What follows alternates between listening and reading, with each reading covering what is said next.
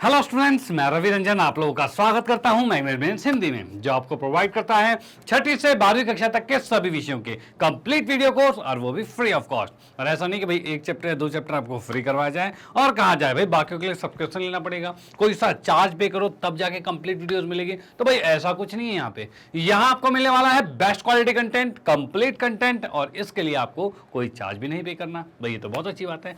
चलो भाई इसी बात के साथ करते हैं आज के सेशन को स्टार्ट। तो आज हम पढ़ने वाले हैं समांतर चतुर्भुज और त्रिभुजों के क्षेत्रफल, जो कि है कक्षा 9वीं का पाठ 9, और इसमें हम आज पहुंच चुके हैं प्रश्नावली 9.2 पर। और इसमें यूज होने वाले परिमेय और इसके पहले के कुछ उदाहरण जो हैं उनको भी यहां पर हम कंप्लीट करेंगे, यानी कि आज हमारा 9.2 प्रश्नावली पूरी खत्म होने वाली है। इससे पहले के वीडियो में, मतलब इससे पहले जो हमने 9.1 प्रश्नावली की थी, उस वीडियो में हमने क्या क्या पढ़ा था। तो भाई इससे पहले के वीडियो में हमने इस पूरे चैप्टर के कॉन्सेप्ट को पढ़ा था कि इस पूरे चैप्टर में है क्या, ये समांतर चतुर्भुज क्या होता है, क्षेत्रफल कैसे निकलता है, हर चीज को डिटेल में पढ़ा था, बिल्कुल बेसिक से लेकर एडवांस तक। ओके, उसके बाद क्या है भाई, उसके बाद हमने 9.1 प्रश्नावली भी लास्ट एक्सरसाइज में खत्म की थी। अगर किसी ने वो नहीं देखा है तो वो भी देख लीजिए, वो भी बहुत इंपॉर्टेंट है आपके लिए। ओके, तो करते हैं आज के सेशन को स्टार्ट और देखते हैं 9.2 प्रश्नावली के लिए उपयुक्त परिमेय कैसा है, भाई कौन सा परिमेय है जो कि यूज होगा, और उसके उदाहरण क्या है, और साथ में प्रश्नावली को भी कंप्लीट करेंगे। डन, चलो भाई ठीक है, तो साथ में बने रहिए, आखिर तक मजा आने वाला है। यहां पर देख सकते हैं भाई, सबसे पहले आता है परिमेय 9.1, और ये क्या कह रहा है, परिमेय यानी थ्योरम्स। थ्योरम्स मतलब क्या है, तो ये एक स्टेटमेंट है, मतलब क्या चीज, कोई एक फॉर्मूला है जिसको इसने लिखा हुआ है, यानी कोई कथन कह सकते हो इसे, कि भाई कोई कथन है जो कि बिल्कुल सत्य होता है। और ये कह रहा है, तो हम पढ़ते हैं, ये कह रहा है एक ही आधार और एक ही समांतर रेखाओं के बीच स्थित समांतर चतुर्भुज के क्षेत्रफल बराबर होते हैं। यानी ये क्या एक स्टेटमेंट कह रहा है, और इस स्टेटमेंट को हमें सिद्ध करना है कि भाई ये बात सच है। ठीक है, तो भाई इसने कहा कि एक समांतर चतुर्भुज या फिर एक ही आधार पर, यानी देखो मैं इसमें बनाता हूं, एक मिनट। एक समांतर चतुर्भुज मैंने ये बनाया, ठीक है। उसके बाद यहीं से इसमें से कुछ ऐसा किया और इसको आगे बढ़ा दिया, और यहां से इसको भी ये कर दिया, ठीक है। और इसमें लिख दिया भाई ये ए बी सी और डी, और ये आ गया हमारा ई और एफ। तो भाई यहां पर तुम्हें दिख रहा है कि पहला समांतर चतुर्भुज क्या है, तो ए बी सी डी है। दूसरा समांतर चतुर्भुज क्या है, तो ई एफ सी डी है। अब इसमें हम देख रहे हैं इन दोनों समांतर चतुर्भुज में ये दोनों एक ही आधार पर हैं। क्वेश्चन में क्या कहा है भाई, एक ही आधार पर, भाई एक ही आधार पर दोनों हैं, एक ही समांतर रेखाओं के बीच, मतलब ये एक समांतर रेखाएं, जो एक जोड़ा जो है समांतर रेखा होगा, इनके बीच ही दोनों समांतर चतुर्भुज बन रहे हैं। भाई बन रहे हैं, तो बिल्कुल, तो बोला एक ही आधार और एक ही समांतर रेखाओं के बीच स्थित समांतर चतुर्भुज के क्षेत्रफल जो होते हैं वो बराबर होते हैं। मतलब ये कह रहा है कि भाई इन दोनों का क्षेत्रफल, चाहे ABCD का हो चाहे EFCD का हो, इन दोनों का क्षेत्रफल बराबर होगा। ये हमें सिद्ध करना है यहाँ पे। डन, तो भाई ये कैसे सिद्ध होगा, देखो यहां पर एक फॉर्मूला सा बन जाएगा। फॉर्मूला क्या बन जाएगा कि भाई अगर दो समांतर रेखाएं हैं और उसमें एक ही आधार से दो समांतर चतुर्भुज बनते हैं तो दोनों का क्षेत्रफल बराबर होगा। देखो ये फॉर्मूला हम यूज करेंगे, बार बार इस चीज को सिद्ध नहीं करेंगे हर क्वेश्चन में। जहां पर हमें ऐसा क्वेश्चन दिखेगा कि भाई दो समांतर रेखाओं और एक ही आधार पर दो समांतर चतुर्भुज बन रहे हैं, तो सीधे हम लिखेंगे उसमें क्या, कि उनका क्षेत्रफल बराबर है। और वो क्यों है, तो ये वो हम यहां परिमेय में देखेंगे। चलो भाई ठीक है, इसमें देखते हैं। सबसे पहले लिखा हमने दिया है, भाई क्या क्या चीज दे रखा है, पहले तो ये लिख लेते हैं। तो दिया है कि कंडीशन में है, तो यहां पर हमें दो समांतर चतुर्भुज दे रखे हैं, वो भी कैसे, तो यहां पर हम कह सकते हैं, अच्छा पहले तो रेखाएं समांतर लिख देता हूं भाई। AF जो है वो समांतर दे रखा है DC के, भाई ये समांतर दे रखा है, ठीक है। और उसके बाद दो समांतर चतुर्भुज है, इसमें लिख सकते हैं चतुर्भुज ABCD तथा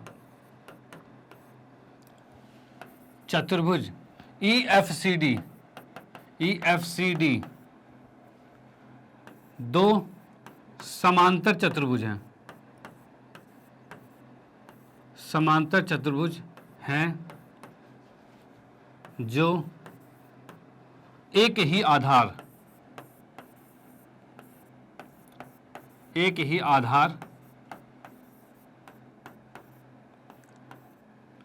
DC पर स्थित है।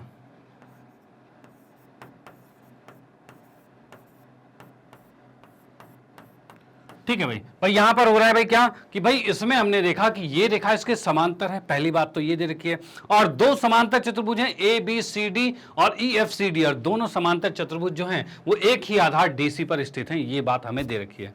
डन। और हमें इसमें ज्ञात क्या करना है या फिर सिद्ध क्या करना है, तो हम लिखेंगे भाई सिद्ध करना है,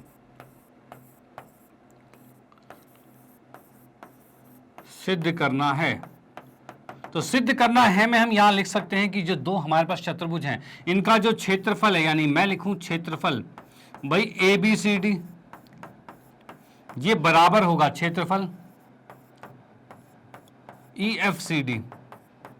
भाई ये जो दो समांतर चतुर्भुज हैं दोनों एक ही आधार और दो समांतर रेखाओं के बीच में हैं, तो इनका क्षेत्रफल बराबर होगा, ये हमें सिद्ध करना है। डन। चलो ठीक है, अब आते हैं इसमें सिद्ध पे।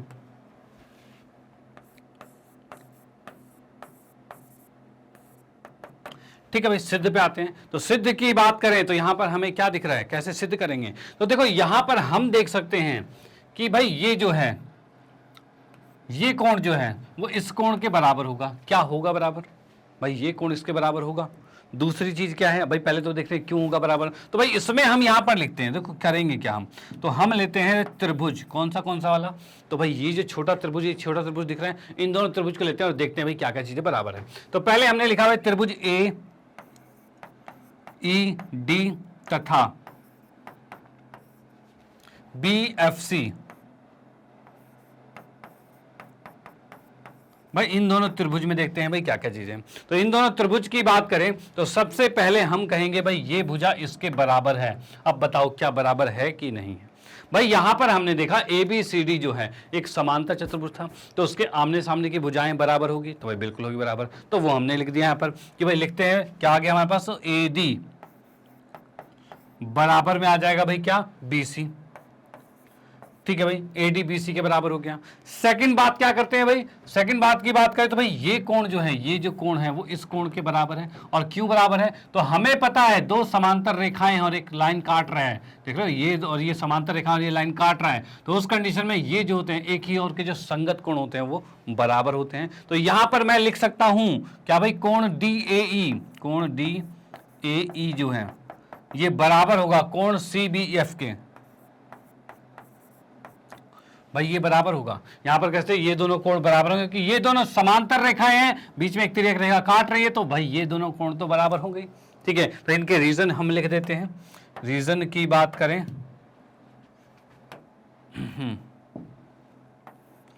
ये लिखा एक ही और के संगत कोण, भाई एक ही और के संगत कोण जो होंगे वो बराबर होंगे, ये हमने लिख दिया। ठीक है, और ये भाई एडी बराबर बीसी क्या था, तो भाई यहां पर लिखेंगे समांतर चतुर्भुज के की सम्मुख भुजा।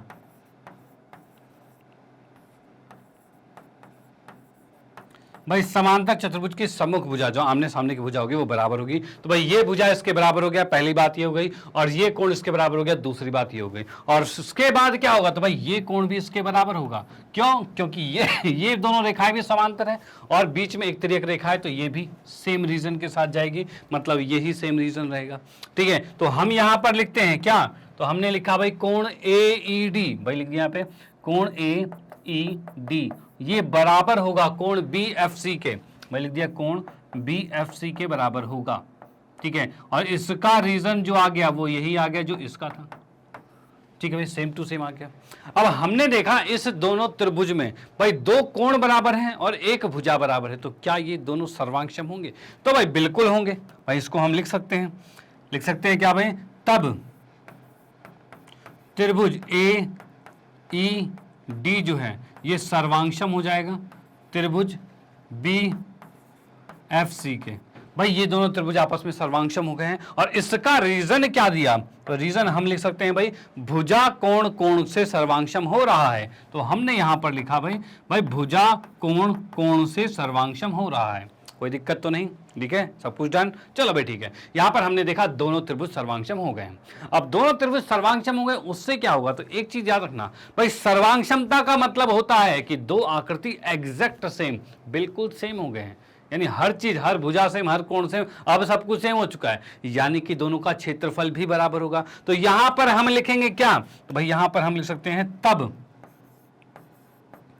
तब लिखेंगे क्षेत्रफल जो है AED बराबर होगा क्षेत्रफल BFC। भाई दोनों त्रिभुजों का क्षेत्रफल बराबर हो गया, यानी कि इस त्रिभुज का और इस त्रिभुज का क्षेत्रफल बराबर हो गया। डन। चलो भाई ठीक है, इसका रीजन क्या लिखेंगे, तो भाई इसको भी हम लिख सकते हैं CPCT ही लिख देंगे। CPCT क्यों लिख देंगे, क्योंकि अगर सर्वांग क्षमता की वजह से कोई भी चीजें बराबर होती है, चाहे भुजा बराबर हो, चाहे कोण बराबर हो, चाहे हमने उसके क्षेत्रफल बराबर लिख दिए, यानी कि हम कह सकते हैं भाई CPCT। ठीक है भाई, डन, ये चीज आ गया। उसके बाद क्या भाई, दो त्रिभुज का क्षेत्रफल बराबर हो गया है। अब मैं अगर इसी में जोड़ दूं, क्या जोड़ दूं भाई, तो मैं लिखता हूं भाई, इसको मान लिया भाई समीकरण 1 आ गया। ठीक है, अब यहां पर मैं लिखूं क्षेत्रफल कौन सा, तो EBCD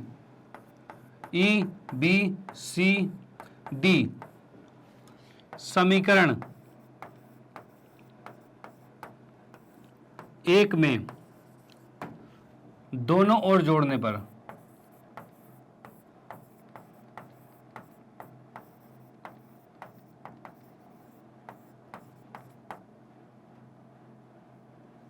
मिनट। ठीक है भाई, यहां पर हो रहा भाई क्षेत्रफल EBCD, यानी ये बीच वाला जो है, ये इस त्रिभुज में भी जोड़ेंगे और इस त्रिभुज में भी जोड़ेंगे, तब क्या होगा, तो भाई इसको दोनों तरफ इसमें जोड़ेंगे, समीकरण 1 है ना, इसमें दोनों तरफ जोड़ा जाएगा, तब देखते हैं क्या आएगा। तो भाई इसमें आते हैं नेक्स्ट पे, नेक्स्ट स्लाइड पे आते हैं। हाँ जी, तो यहां पर मैंने लिखा क्षेत्रफल AED, भाई लेफ्ट में लिखा क्षेत्रफल, भाई यहां पर हमने लिख दिया है, 1 मिनट, हाँ जी, लिखा है यहां पर भाई क्षेत्रफल AED।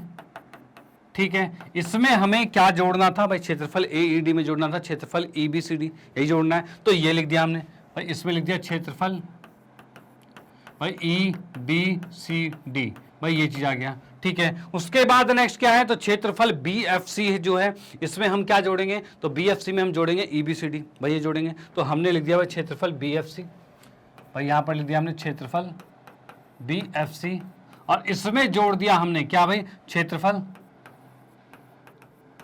EBCD, भाई ये जोड़ दिया। ठीक है भाई, अब यहां पर देखो हो क्या रहा है, अगर मैं इसके अंदर इसको जोड़ दूं तो क्या बना, तो ये ABCD बन जाएगा। भाई ये जो त्रिभुज है, बस ये त्रिभुज है, इसमें ये चतुर्भुज जोड़ दिया जाए तो भाई पूरा एक समांतर चतुर्भुज बन जाएगा, जो कि ABCD बन जाएगा। तो यहां पर हम लिख सकते हैं भाई, इसको जैसे ही जोड़ा तो ये हमारा सीधे बन गया क्षेत्रफल ABCD बन चुका है। ओके, अब उसके बाद इधर की बात करें तो इधर में इस त्रिभुज में अगर मैं इसको जोड़ दूं तो ये भी एक चतुर्भुज बन गया, जो कि EFCD बन गया। भाई बन गया कि नहीं बन गया, बिल्कुल बन गया। चलो भाई ठीक है, तो इसको लिख देता भाई, ये आ गया क्षेत्रफल EFCD। ठीक है भाई, तो ये ही हमें सिद्ध करना था। भाई क्या सिद्ध करना था भाई, ये ABCD का क्षेत्रफल EFCD के क्षेत्रफल के बराबर है, और ये सिद्ध हो चुका है। यानी अब हम इस बात पर कंफर्म हो चुके हैं, क्या कंफर्म हो चुके हैं, कि अगर कभी भी दो समांतर रेखाओं के बीच में एक ही आधार से दो समांतर चतुर्भुज बनते हैं तो दोनों का क्षेत्रफल क्या होगा, बराबर होगा। तो ये चीज हम यहां सिद्ध कर चुके हैं। इसका आप स्क्रीनशॉट ले सकते हो और इसका भी स्क्रीनशॉट ले सकते हो। ये क्वेश्चन यहां पर समाप्त होता है, मतलब ये परिमेय सिद्ध होना यहां पर समाप्त होता है। और आपको बताऊं, ये भी एक मोस्ट इंपॉर्टेंट टॉपिक है, मतलब क्वेश्चन भी कह सकते हो, क्योंकि ऐसा ही डायरेक्ट क्वेश्चन आपके एग्जाम में उठकर आ जाता है और कहा जाता है सिद्ध कीजिए। ठीक है, तो आपको यही सारे स्टेप फॉलो करने पड़ेंगे और इसी तरह से आंसर निकलेगा। और लास्टली आप लिखोगे यहां पर इति सिद्धम।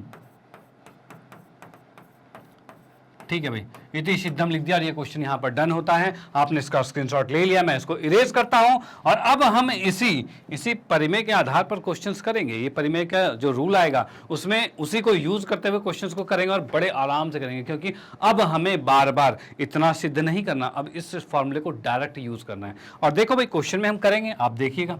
चलो देखते हैं नेक्स्ट क्वेश्चन। तो यहां पर जो हमारा पहला उदाहरण है, पहला उदाहरण जो है इस पार्ट 9 का, तो इसमें हम देखते हैं। तो इसने क्या रखा भाई, आकृति ये हमें दे रखी है। ठीक है, इस आकृति में क्या रखा है, ABCD एक समांतर चतुर्भुज है। भाई ये कौन सा, ABCD, यानी मैंने इसको बनाया ABCD, ये एक समांतर चतुर्भुज है। ठीक है भाई, पहली बात हो गई। उसके बाद इसने कहा है और EFCD एक आयत है, यानी मैं कहूं तो ये EFCD जो है ये एक आयत है, रेड वाला आयत है, ब्लू वाला क्या है आपका समांतर चतुर्भुज है। डन, चलो ठीक है।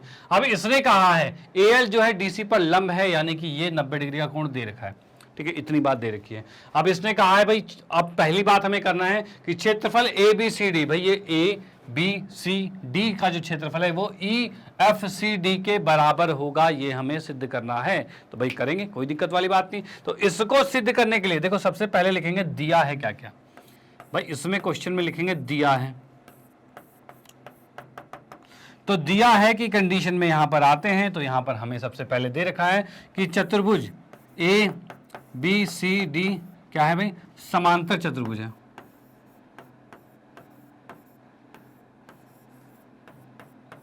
ठीक है, तथा एक चतुर्भुज कौन सा है हमारे पास, तो EFCD, ये आयत है।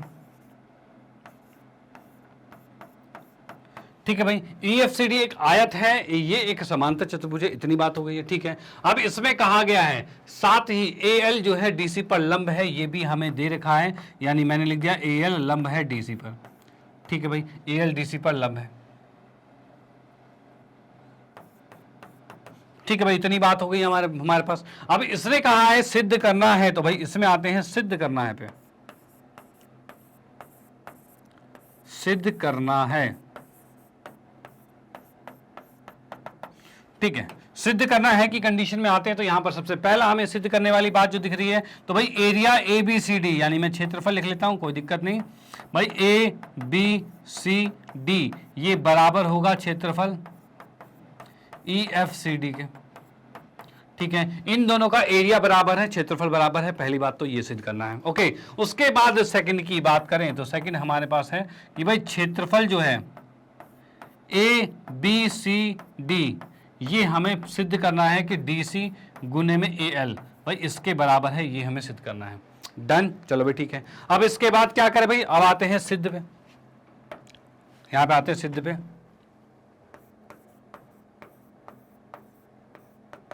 ठीक है, सिद्ध में आते हैं, तो सिद्ध की बात करें तो पहले वाले की बात करते हैं। पहले वाले में भैया पहला वाला सिद्ध करना है। अब इन दोनों चतुर्भुजों की बात करें, ABCD और EFCD, ये दोनों चतुर्भुज हम यहां देखते हैं भाई, ABCD और EFCD, क्या ये दोनों एक ही आधार DC पर हैं, तो भाई बिल्कुल है। और दो समांतर रेखाओं के बीच में बने हैं, भाई बने हैं, तो भाई बिल्कुल बने हैं, तो भाई इनका क्षेत्रफल तो बराबर होगा, क्योंकि यही चीज तो हमने पढ़ा था अभी पिछले परिमेय में कि भाई एक ही आधार और दो समांतर रेखाओं के बीच अगर कोई भी दो समांतर चतुर्भुज बनते हैं तो वो उनका क्षेत्रफल बराबर होगा। अब बोलोगे सर आपने कहा था दो समांतर चतुर्भुज होने चाहिए, यहां पर आ गया है एक आयत आ गया, तो भाई वो क्या वो बराबर होगा। भाई आपने समांतर चतुर्भुज कहा है, यहाँ तो आयत है, तो मैं आप लोगों को बता दूं कि भाई आयत भी एक प्रकार का समांतर चतुर्भुज होता है, क्योंकि समांतर चतुर्भुज की प्रॉपर्टी क्या है भाई, क्या गुण है उसके, भाई आमने सामने की भुजा बराबर होनी चाहिए, वो तो आयत में भी होती है। आमने सामने की भुजा समांतर होनी चाहिए, भाई वो तो आयत में भी होती है। यानी आयत के पास सारे गुण हैं कि वो समांतर चतुर्भुज होगा। अब क्वेश्चन में आता है क्या समांतर चतुर्भुज के पास भी सारे गुण होते हैं आयत के, तो नहीं, क्योंकि समांतर चतुर्भुज का कंफर्म नहीं है कि उसके सारे कोण 90 के होंगे कि नहीं होंगे, भाई नहीं भी होते। अब नहीं होंगे तो वो समांतर चतुर्भुज ही रह जाएगा, अगर उसके 90 के सारे कोण हो गए तो वो अपने आप आयत बन जाएगा।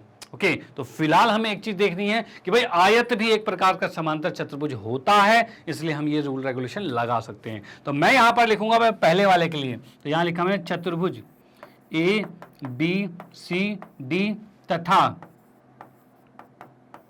चतुर्भुज EFCD, भाई ये दोनों जो चतुर्भुज है, चतुर्भुज ये और चतुर्भुज ये दोनों जो चतुर्भुज हैं ये एक ही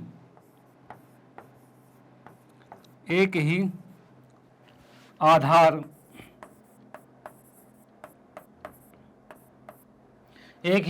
DC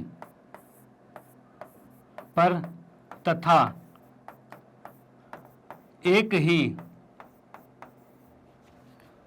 समांतर रेखाओं के बीच स्थित है।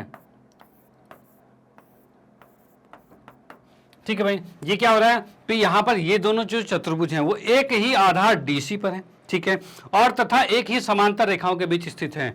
तो हम लिख सकते हैं यहाँ पर क्या कि भाई तब क्षेत्रफल जो है वो ABCD ये बराबर होगा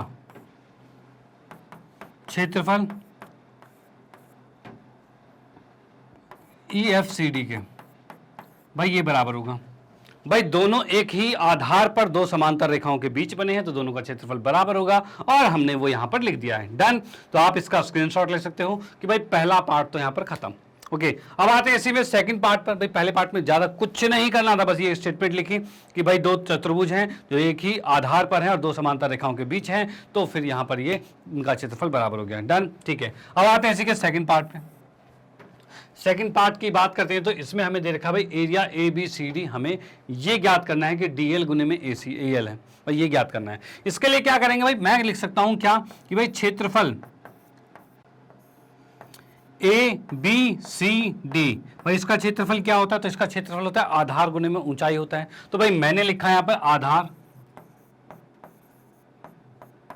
आधार और गुने में ऊंचाई आएगा।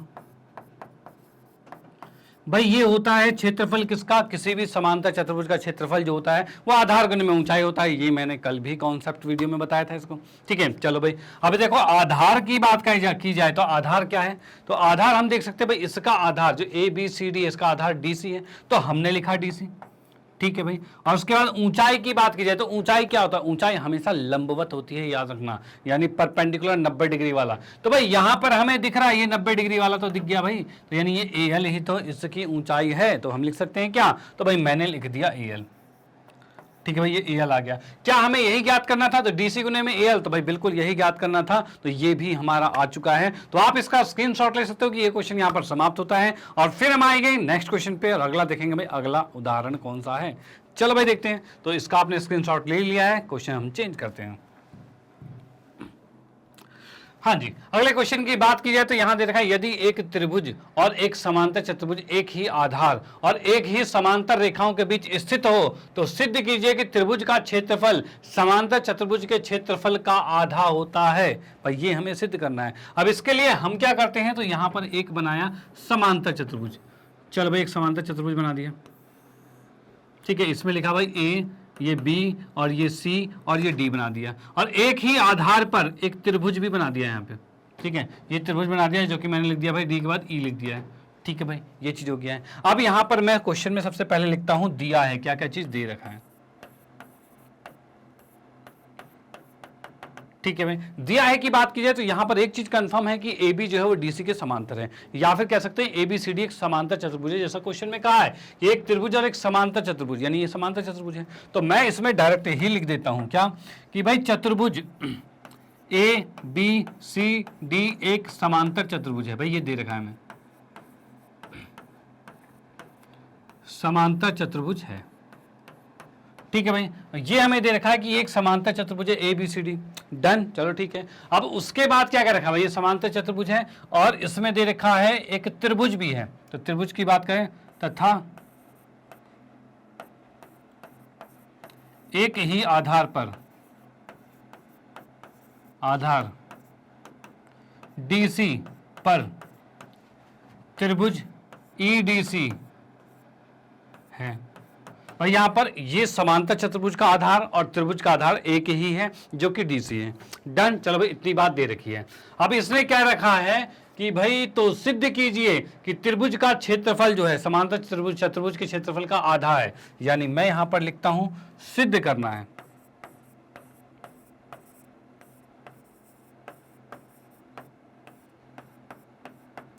सिद्ध करना है पे आते हैं, तो यहां हमें इसमें सिद्ध करना है कि भाई क्षेत्रफल जो है ABCD ये जो है, ये इसने क्वेश्चन में कहा है भाई क्षेत्रफल कहां लिखा हुआ है भाई, इसमें लिखा है तो सिद्ध कीजिए कि त्रिभुज का क्षेत्रफल समांतर चतुर्भुज के क्षेत्रफल का आधा है। तो ये एक समांतर चतुर्भुज है, इसका आधा जो है वो क्या है, तो त्रिभुज का क्षेत्रफल है। भाई ये हमें ज्ञात करना है। त्रिभुज का नाम क्या है, EDC। भाई ये नाम है। भाई इस समांतर चतुर्भुज का जो क्षेत्रफल है उसका आधा यानी 1/2 कहा जाए वो त्रिभुज के क्षेत्रफल के बराबर है, ये हमें सिद्ध करना है। चलो भाई ठीक है, अब इसको सिद्ध करने के लिए हमें क्या चाहिए, देखो हम क्षेत्रफल निकालने हैं। क्षेत्रफल में क्या है भाई, इसकी ऊंचाई हमें पता होनी चाहिए। अब ऊंचाई के लिए क्या है, ऊंचाई तो इसमें है ही नहीं, ऊंचाई हमेशा लंबवत होती है, तो उसके लिए हम यहाँ पर रचना करेंगे। भाई लिखा मैंने यहाँ पर रचना, ठीक है भाई। रचना के अकॉर्डिंग देखा जाए तो यहां पर एक लंबवत रेखा खींचनी पड़ेगी, और लंब क्या, तो यहां पर मैं बात करूं ये ई से एक एफ पे, इस पे एक लंब खींचा गया भाई ई एफ, जो कि डीसी पर एक लंब खींचा गया है, परपेंडिकुलर 90 डिग्री का कोण बनाया गया है। अब यही जो रेखा है वो इसके में त्रिभुज की भी ऊंचाई हो गई है और यहां पर समांतर चतुर्भुज की भी ऊंचाई हो गई है। डन, चलो भाई ठीक है। तो मैंने यहां पर लिखा क्या भाई, ई एफ जो है, ई एफ जो है वो लंब है किस पर भाई, डी सी पर। भाई ई एफ जो है वो डीसी पर लंब है, ये हमारा हो चुका है।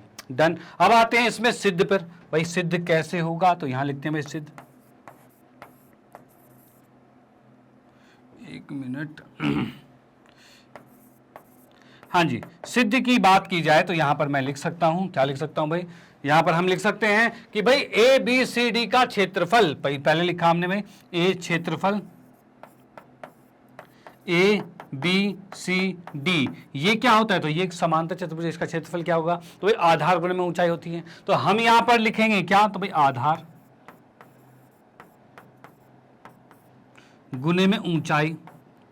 भाई आधार गुणे में ऊंचाई ये होगा हमारा, भाई आधार गुणे में ऊंचाई ये होगा समांतर चतुर्भुज का क्षेत्रफल। डन, चलो ठीक है। अब इसके बाद हम बात करें, भाई ये आ रहा है भाई क्षेत्रफल ए बी सी डी, भाई ये क्षेत्रफल हो गया है। आधार की बात की जाए तो आधार कितना है, तो इस समांतर चतुर्भुज के लिए आधार तो डी सी है, और ऊंचाई की बात करें तो ई एफ है, भाई यही है। तो मैं यहां पर लिख सकता हूं क्या भाई, आधार है डी सी और ऊंचाई जो है वो ई एफ है। भाई ये आ गया पहला समीकरण, जो कि हमने इसका क्षेत्रफल निकाल लिया। दूसरा क्या है, तो दूसरा हमें त्रिभुज का क्षेत्रफल चाहिए, तो उसको भी निकालते हैं। तो यहां लिखा भाई क्षेत्रफल ई डी सी का तो ये कितना होता है, तो ये होता है 1/2 होता है। भाई त्रिभुज का क्षेत्रफल क्या होता है, 1/2 आधार गुणे में ऊंचाई, भाई यही होता है। तो हम यहां पर लिख सकते हैं भाई आधार गुणे में ऊंचाई, ठीक है भाई ये हो गया। अब इसको मैं लिख सकता हूं क्या, तो इसको लिखा भाई 1/2, तो चलो ठीक है। आधार कितना है, तो त्रिभुज का आधार डीसी आ गया, त्रिभुज की ऊंचाई यही ई एफ आ रही है, तो हम यहां पर लिख सकते हैं डीसी गुने में ई एफ, भाई ये चीज आ गया, जो कि मैंने यहां पर लिखा क्षेत्रफल ई डी सी। चलो भाई ये आ गया, इसको लिखा समीकरण 2। अब देखो क्या है भाई, इस डीसी और ईएफ इसका मान क्या है, क्षेत्रफल एबीसीडी। तो क्या इस डीसी और ईएफ की जगह में एबीसीडी लिख सकता हूं, तो भाई बिल्कुल लिख सकते हैं। तो हम यहां पर लिखेंगे समीकरण, भाई लिख दिया समीकरण 1 तथा 2 से, भाई समीकरण 1 तथा 2 से हम क्या देख सकते हैं, तो भाई समीकरण 1 तथा 2 की बात की जाए तो डीसी गुने में ईएफ जो है, जिसका मान जो कि क्या है क्षेत्रफल एबीसीडी, उसको उठाकर यहां रख देंगे। यानी मैं अब डायरेक्ट लिख सकता हूं क्या कि भाई क्षेत्रफल लिखा भाई ईडीसी, क्षेत्रफल ईडीसी बराबर में आएगा 1/2, और डीसी का मान, डीसी और ईएफ, भाई डीसी और ईएफ इसका क्या है एबीसीडी है, तो ये लिख दिया हमने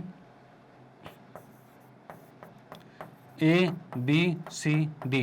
भाई ये चीज आ गया। क्या हमें यही सिद्ध करना था कि भाई त्रिभुज का क्षेत्रफल, चतुर्भुज जो है समांतर चतुर्भुज उसका आधा है, तो भाई बिल्कुल यही करना था, त्रिभुज है और चतुर्भुज का ये आधा है, तो भाई आधा बिल्कुल आ चुका है। तो भाई यही चीज सिद्ध करनी थी और सिद्ध हो चुका है आपके सामने। क्वेश्चन यहीं पर समाप्त होता है और अब आप इसका स्क्रीनशॉट ले सकते हो, और फिर हम आते हैं नेक्स्ट क्वेश्चन पर। अगला क्वेश्चन क्या होने वाला है। अच्छा, इस क्वेश्चन से हमने क्या सीखा, इस क्वेश्चन से हमने ये सीखा कि भाई कोई भी समांतर चतुर्भुज है, उसी के एक आधार पर से अगर कोई त्रिभुज बना दिया जाए, तो जो त्रिभुज बनेगा ना, उसका जो क्षेत्रफल होगा वो पूरे समांतर चतुर्भुज के क्षेत्रफल का आधा होगा। ठीक है, कितना, आधा होगा। चलो भाई ठीक है, ये चीज हमने कॉन्सेप्ट भी क्लियर कर लिया है। और अब आते हैं इसके प्रश्नावली पर, और प्रश्नावली के क्वेश्चंस देखते हैं भाई किस किस टाइप के हैं। ओके चलो, हाँ जी, प्रश्नावली पे जो क्वेश्चन आते हैं, प्रश्नावली 9.2, इसके प्रश्न नंबर 1, जो कि एक क्वेश्चन हमें यहाँ पर दिख रहा है। और इसमें क्वेश्चन में कह रहा है आकृति 9.15 जो कि हमारे सामने है। इसमें कह रहा है भाई ABCD एक समांतर चतुर्भुज है, यानी मैंने देखा भाई ABCD एक समांतर चतुर्भुज है, ठीक है। उसके बाद कहा है इसने AE लंब है DC पर, भाई AE जो है वो DC पर लंब है, भाई लंब दे रखा है, चलो ठीक है।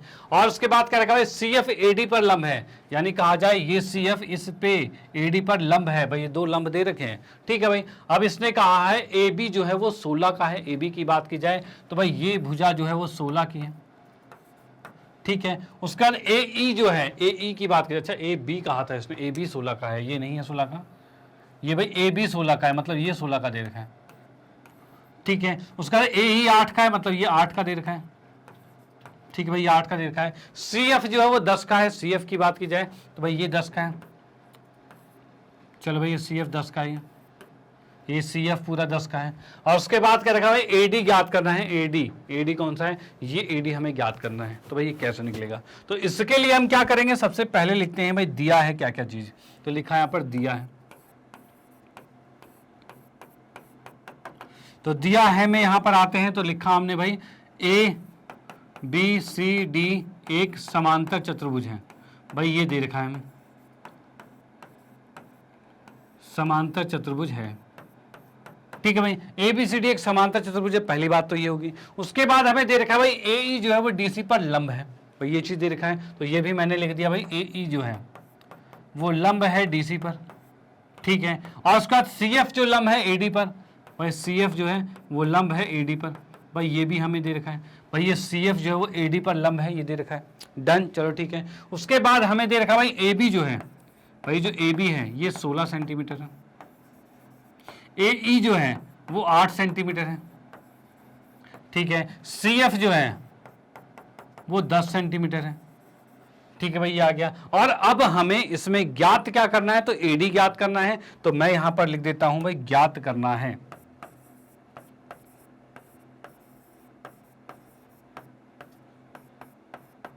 ज्ञात करना है पे आते हैं, तो यहां पर मैं लिख सकता हूं भाई AD ज्ञात करना है, ठीक है। इसमें अब लिखते हैं भाई हल, भाई कैसे हल होगा, तो भाई AD कैसे ज्ञात होगा, तो भाई इसमें मैं बात करूं तो सबसे पहले मैं लिखता हूं कि भाई क्षेत्रफल अगर निकाला जाए, किसका भाई क्षेत्रफल, तो क्षेत्रफल मैं निकाल रहा हूं ABCD पूरे समांतर चतुर्भुज का, यानी ABCD लिखा मैंने, ABCD, भाई इसका क्षेत्रफल निकाला जाए तो क्या होगा, तो भाई क्षेत्रफल होता है आधार गुने में ऊंचाई होती है, तो भाई मैं लिख देता हूं क्षेत्रफल जो होता है वो आधार गुने में ऊंचाई होती है, ठीक है भाई। इसमें आधार की बात की जाए तो आधार कितना है, तो आधार को हम देख सकते हैं भाई ऊंचाई तो AE है, ठीक है भाई, ऊंचाई AE लंबवत होती है, और आधार की बात करें तो ये DC है। लेकिन एक चीज याद रखना, ये DC और AB तो बराबर है ना भाई, DC AB बराबर है, तो हम AB भी लिख सकते हैं, तो मैं इसमें आधार कह सकता हूं भाई AB है, ठीक है। और ऊंचाई जो है वो AE है, भाई पहली बात तो ये हो गई, ठीक है। और इसी के साथ मैं कहूं, क्या इसी में मैं ऐसा नहीं लिख सकता, कैसा भाई, भाई अगर मैं इसको आधार मान लूं AD को, अगर AD को आधार मान ले तो ऊंचाई क्या होगी, CF होगी, यानी इसी में लिख सकता हूं मैं AD को आधार मान लिया और ऊंचाई मान लिया CF को, भाई ये दो कंडीशन से क्षेत्रफल निकल पा रहे हैं। भाई अगर मैं इसको आधार मानूं तो ये ऊंचाई होगी, इसको आधार मानूं तो ये ऊंचाई होगी, ऐसा होगा। क्षेत्रफल तो वही होगा आधार गुने में ऊंचाई, चाहे इधर से निकालो चाहे इधर से निकालो, और क्षेत्रफल कहीं से निकालो, निकाल तो समांतर चतुर्भुज का ही रहे हैं भाई, क्षेत्रफल तो सेम आएगा, तो वही हमने दोनों को बराबर लिख दिया है। अब इनके मान यहां पर लिखेंगे, मान क्या है, तो भाई AB का मान दे रखा है 16, ठीक है, AE का मान दे रखा है 8, AD का मान हमें ज्ञात करना है, और CF का मान दे रखा है 10, भाई ये चीज हो गया, ओके। इस 10 को उठा के नीचे ले आएंगे तो यहां पर आएगा, तो ये 8 दाएं 80 और 8 6 48, ये कितना आ रहा है 128 आ रहा है, भाई इसको गुना किया 128 आ रहा है, ठीक है। और उसके बाद भाई 8 6 48 होता है ना, ठीक है, ये नीचे 10 आ गया, ये बराबर में AD आ गया। अब भाई इस 10 से जब मैं इसको भाग करूंगा तो ये 12.8 आ जाएगा, यानी हम कह सकते हैं भाई AD का मान जो आ रहा है वो 12.8 आ रहा है, और ये सेंटीमीटर में आ रहा है, भाई एडी का मान 12.8 आ गया, वो भी सेंटीमीटर में आ गया। और यही क्वेश्चन यहाँ पर समाप्त होता है। आप इसका स्क्रीनशॉट ले सकते हो, ये क्वेश्चन यहाँ पर कंप्लीट होता है। और यहाँ हमने एक चीज और सीखी कि भाई जो समांतर चतुर्भुज है उसमें चाहे इधर से क्षेत्रफल निकालो, इसको आधार मान के निकालो, चाहे इसको आधार मान के निकालो, दोनों का क्षेत्रफल बराबर ही होता है, क्योंकि समांतर चतुर्भुज तो वही है। और उसी के हिसाब से हमने एडी का मान निकाला है। डन। तो आते हैं नेक्स्ट क्वेश्चन पे, और अगले क्वेश्चन को देखते हैं। भाई अगला मोस्ट इंपॉर्टेंट क्वेश्चन कौन सा है, और इंपॉर्टेंट क्वेश्चन भी है क्योंकि वो एनसीईआरटी का ही है यहाँ पे। चलो देखते हैं। ओके, तो यहाँ पर नेक्स्ट क्वेश्चन हमारा जो है भाई, इसने क्या रखा है भाई, ई एफ जी एच क्रम से समांतर चतुर्भुज ए बी सी डी की भुजाओं के मध्य बिंदु है। अब यहाँ पर मैंने देखा भाई एक समांतर चतुर्भुज लिखा बनाया है, ये बन गया भाई हमारा समांतर चतुर्भुज, ठीक है, जिसमें हमने कर दिया भाई क्या क्या चीजें, A B C D, A B C D. भाई ये एक समांतर चतुर्भुज हो गया A B C D. Done, ठीक है। अब इसमें कहा गया है ई एफ जी एच जो है क्रमशः इन चतुर्भुज के भुजाओं के मध्य बिंदु दे रखे हैं। मध्य बिंदु की बात की जाए तो यहां पर मैं कहूं ये आ गया ई, ये आ गया एफ, ये आ गया जी, और ये आ गया एच। भाई ये मध्य बिंदु भुजाओं के हैं और ये हमने लिख दिया है। डन, चलो ठीक है। अब इसने ये कहा है कि भाई area E F G H, E F G H की बात की जाए तो भाई इसको अगर मैं ज्वाइंट करता हूं, यानी हम देख पा रहे हैं भाई ई एफ जी एच, भाई इसको ज्वाइंट किया, ये अंदर भी एक चतुर्भुज बन चुका है भाई, बन चुका है, ठीक है। इसने कहा है जो अंदर का चतुर्भुज ई एफ जी एच है, ठीक है, वो बड़े चतुर्भुज का ए बी सी डी का क्या है भाई, आधा है। भाई आधा है, ये सिद्ध करना है, तो भाई करेंगे, कोई दिक्कत नहीं, हो जाएगा। यहां पर सबसे पहले हम लिखते हैं दिया है,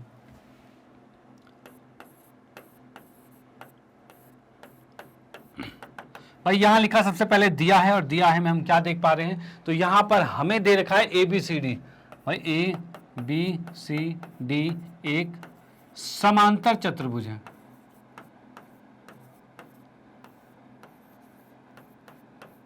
ठीक है भाई। भाई ए बी सी डी एक समांतर चतुर्भुज है, वो हमने लिख लिया। डन, चलो ठीक है। अब इसके बाद ये कह रखा है भाई इसके मध्य बिंदु ये है, मतलब ये कहा जाए ई एफ जी तथा एच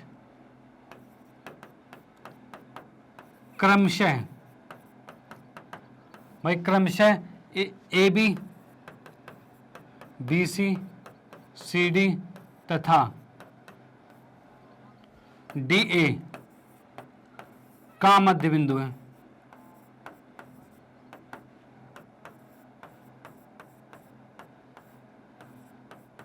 ठीक है भाई, पहली बात तो ये लिख दी जो हमें दे रखा था कि भाई ई एफ जी एच जो है वो A B B C C D D A का मध्य बिंदु है, वो हमने यहाँ पर लिख दिया। डन, ठीक है। अब इसने कहा हुआ है क्या भाई, तो दर्शाइए, क्या दर्शाना है कि ई एफ जी एच जो है वो छोटा जो चतुर्भुज है ये बड़े चतुर्भुज का आधा है, तो भाई ये भी लिख देते हैं। भाई लिखा मैंने सिद्ध करना है,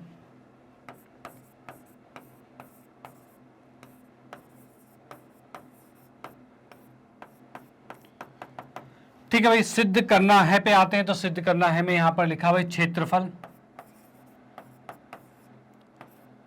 ई एफ जी एच ये 1/2 है क्षेत्रफल ए बी सी डी का, भाई ये हमें ज्ञात करना है। डन, चलो भी ठीक है। अब इसको ज्ञात करने के लिए देखो क्या चाहिए होगा, जब क्षेत्रफल की बात हो रही है तो यहां पर हमें इसकी ऊंचाई पता होनी चाहिए, कुछ लंबवत चीजें पता होनी चाहिए। डन, चलो ठीक है। तो भाई उसके लिए हम क्या करेंगे, तो यहां पर करेंगे रचना। भाई लिखा रचना, ठीक है भाई। रचना में क्या क्या करेंगे तो यहां पे देख लीजिए एक बार।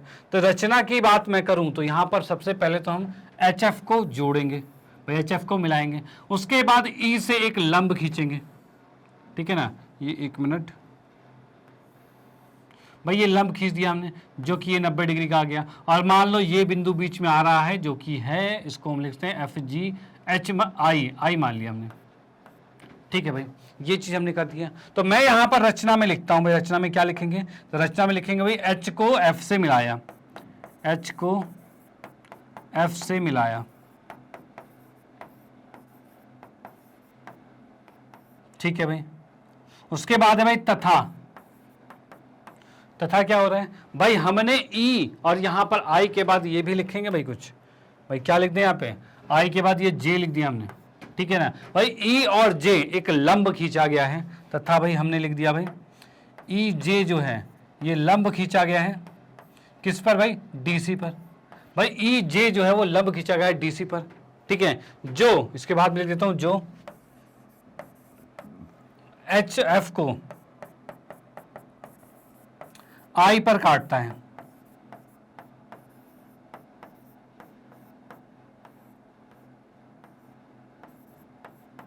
ठीक है भाई। भाई यहां पर हमने देख लिया ये इस पर ये रेखा जो ई जे है जो एच एफ पर क्या हो रहा है, आई पर काट रहा है और डीसी पर लंब है यहां पर। डन, चलो ठीक है, इतनी बात होगी। एक चीज याद रखना भाई, ये जो है वो ये लंब है तो ये भी लंब होगा यहां पर, भाई दोनों ही लंब होंगे। ओके चलो भाई, अब यहां पर आते हैं भाई, इसमें हम इसके सिद्ध पर आते हैं, ठीक है। सिद्ध पे आते हैं, तो सिद्ध की बात करें तो सबसे पहले हम लिखेंगे क्षेत्रफल। भाई ए बी सी डी, भाई पूरे का क्षेत्रफल कितना होगा पहले तो ये देखते हैं। भाई पूरे ए बी सी डी का क्षेत्रफल तो क्या होता है, आधार गुने में ऊंचाई होती है। तो भाई मैंने इसमें लिखा भाई आधार गुने में ऊंचाई, गुने में ऊंचाई होती है, ठीक है भाई। आधार गुने में ऊंचाई होगी। अब आधार की बात करें तो आधार कितना है तो डीसी है, ऊंचाई कितना है तो ईजे है। भाई आधार कितना है डीसी और ऊंचाई कितना है ईजे है, ये चीजें। तो हमने इसको लिखा भाई आधार है डीजे, डीजे नहीं सॉरी डीसी, आधार है डीसी और ऊंचाई कितना है तो ईजे है। भाई ये तो आ गया हमारा ए बी सी डी का क्षेत्रफल। डन, चलो ठीक है।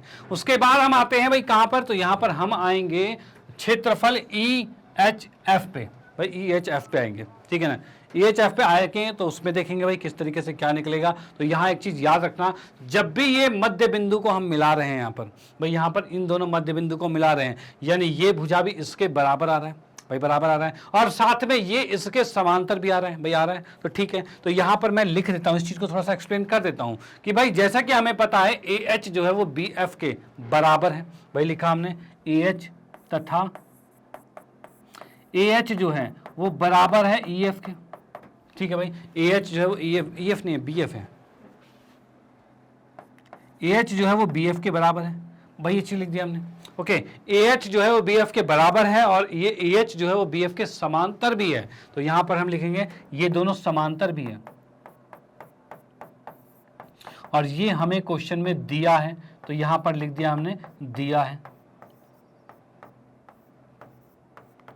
ठीक है भाई। दिया है आ गया हमारे पास कि भाई ये जो है हम कह सकते हैं यहां पर कि भाई ए एच जो है वो बी एफ के बराबर भी और समांतर भी, और इस कंडीशन में हम कह सकते हैं कि ए एच एफ बी भी क्या हो जाएगा, ये एक आपका समांतर चतुर्भुज हो जाएगा। तो हम लिखेंगे तब चतुर्भुज ए बी एफ एच समांतर चतुर्भुज है,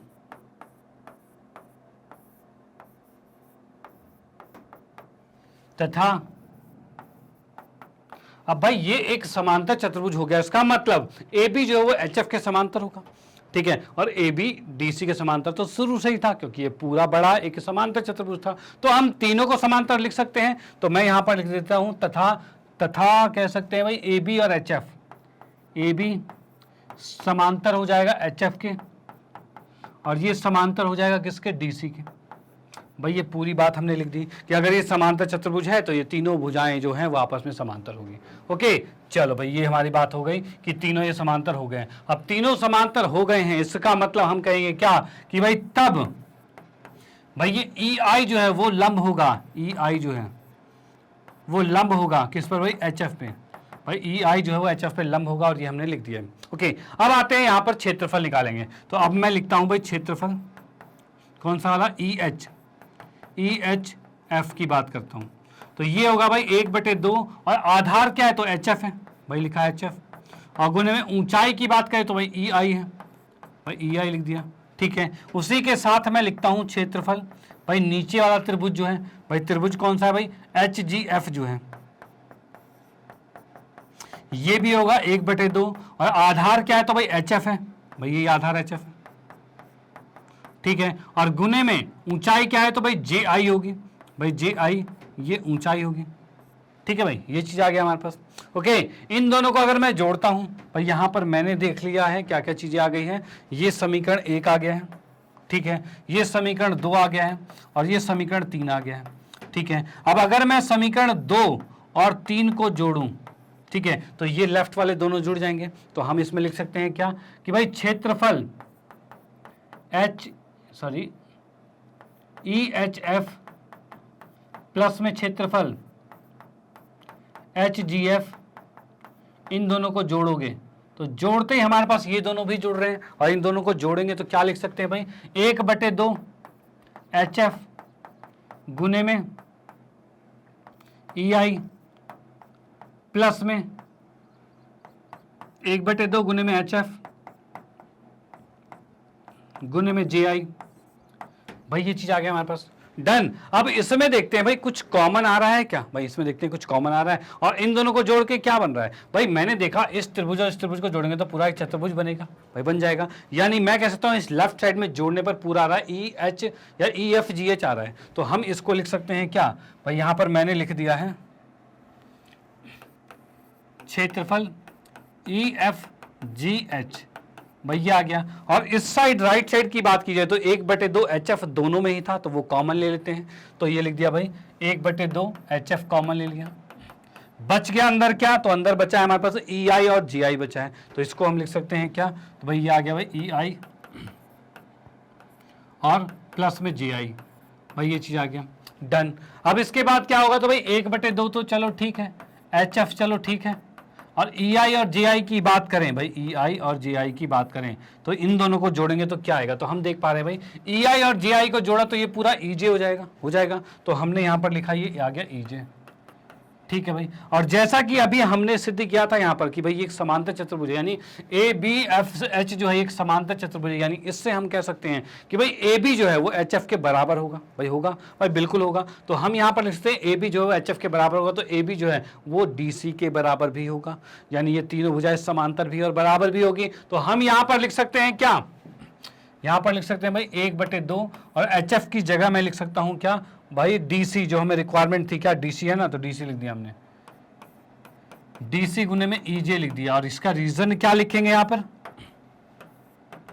भाई HF जो है वो बराबर है DC के, भाई ये बराबर है क्योंकि हमने यहाँ पर सिद्ध किया हुआ है कि ये समांतर चतुर्भुज है, डन। चलो ठीक है भाई, ये हमारे पास आ गया। अब हमें पता है DC इंटू में EJ क्या है, भाई DC इंटू में EJ, भाई यही चीज है क्षेत्रफल ABC। तो इसको मैं लिख सकता हूं क्या भाई 1/2, 1 मिनट,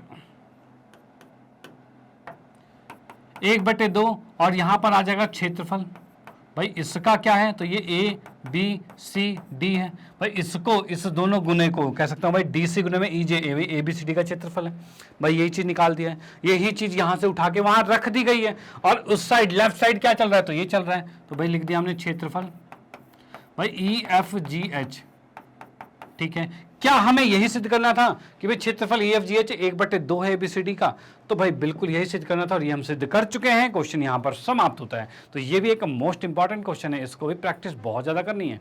ओके भाई, जो भी हो जाए, 1 बार 2 बार 3 बार, जितनी बार में भी आपको पूरी तरह से समझ में आ जाए, तो भाई आपको करना ही है ये क्वेश्चन। ओके चलो भाई, इसका स्क्रीनशॉट तो आप ले ही लो और इसका भी ले लो, फिर हम इरेज करते हैं और आते हैं नेक्स्ट क्वेश्चन पर। अगले क्वेश्चन को देखते हैं भाई, अगला मोस्ट इंपॉर्टेंट क्वेश्चन कौन सा है। चलो भाई देखते हैं।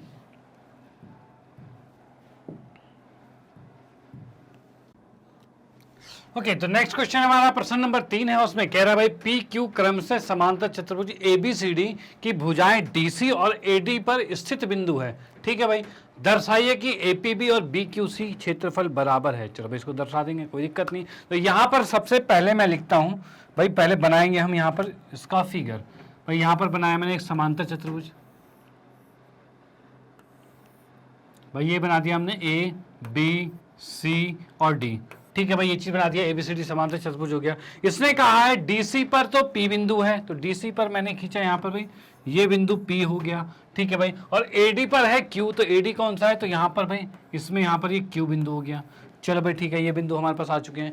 इसने क्वेश्चन में कहा हुआ है दर्शाइए APB कौन सा है, तो ये देखा भाई AP और B, भाई ये हो गया। और दूसरा है BQC, भाई ये BQC की बात करें तो मैं इसको यहाँ से बना देता हूँ भाई BQC, भाई ये दो त्रिभुज है, भाई BQC है और APB है, ये दो त्रिभुज है, इनका क्षेत्रफल बराबर हमें सिद्ध करना है।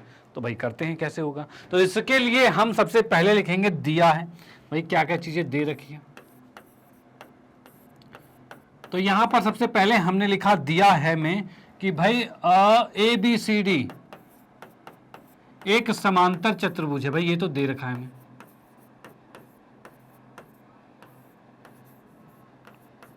ठीक है भाई। ए बी सी डी एक समांतर चतुर्भुज है, ये हमने लिख लिया, डन, ठीक है भाई। उसके बाद इसने कहा है पी और क्यू जो है डी सी और ए डी पर स्थित है। भाई ये चीज स्थित है, तो ये तो कोई दिक्कत वाली बात नहीं, भाई इतनी चीज हमें पता होनी चाहिए कि ये एक समांतर चतुर्भुज है। ओके, उसके बाद हमें ज्ञात करना है, मतलब सिद्ध करना है, तो हम यहां पर लिखेंगे भाई सिद्ध करना है,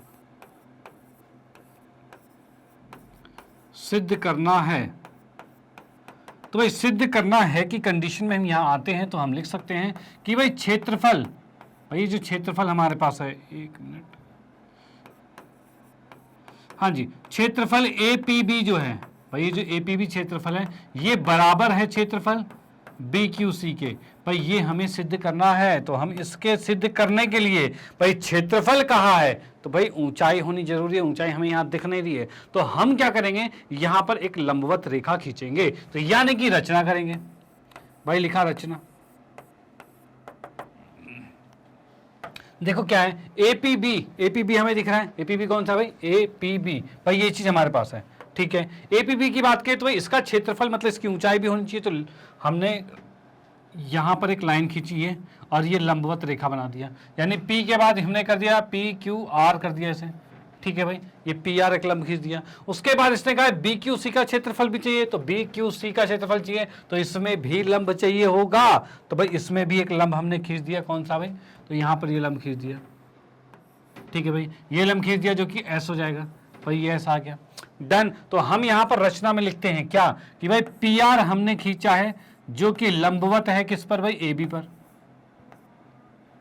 पी आर जो है वो ए बी पर लंबवत है, ठीक है भाई, ये खींच दिया। उसके बाद भाई क्या है, तो क्यू एस जो है वो लंबवत है बी सी पर, तो हमने लिख दिया भाई क्यू एस जो है वो लंबवत है बी सी पर, ठीक है भाई, यहां हम देख सकते हैं भाई क्यू एस जो है वो बी सी पर लंबवत है, ये आ गया, डन, चलो भाई ठीक है।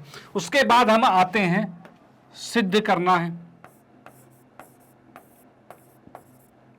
सिद्ध करना है तो हो गया, तो सिद्ध पे आ गए। भाई सिद्ध कैसे होगा, तो सिद्ध की बात करें तो मैं यहां पर लिख सकता हूं, क्या लिख सकता हूं भाई, भाई क्षेत्रफल ए बी सी डी कितना होगा भाई, भाई क्षेत्रफल ए बी सी डी मतलब पूरे के क्षेत्रफल की बात करूं तो क्या होगा, तो भाई ये होता है आधार गुने में ऊंचाई होता है, भाई ये तो होता है आधार गुने में ऊंचाई होती है,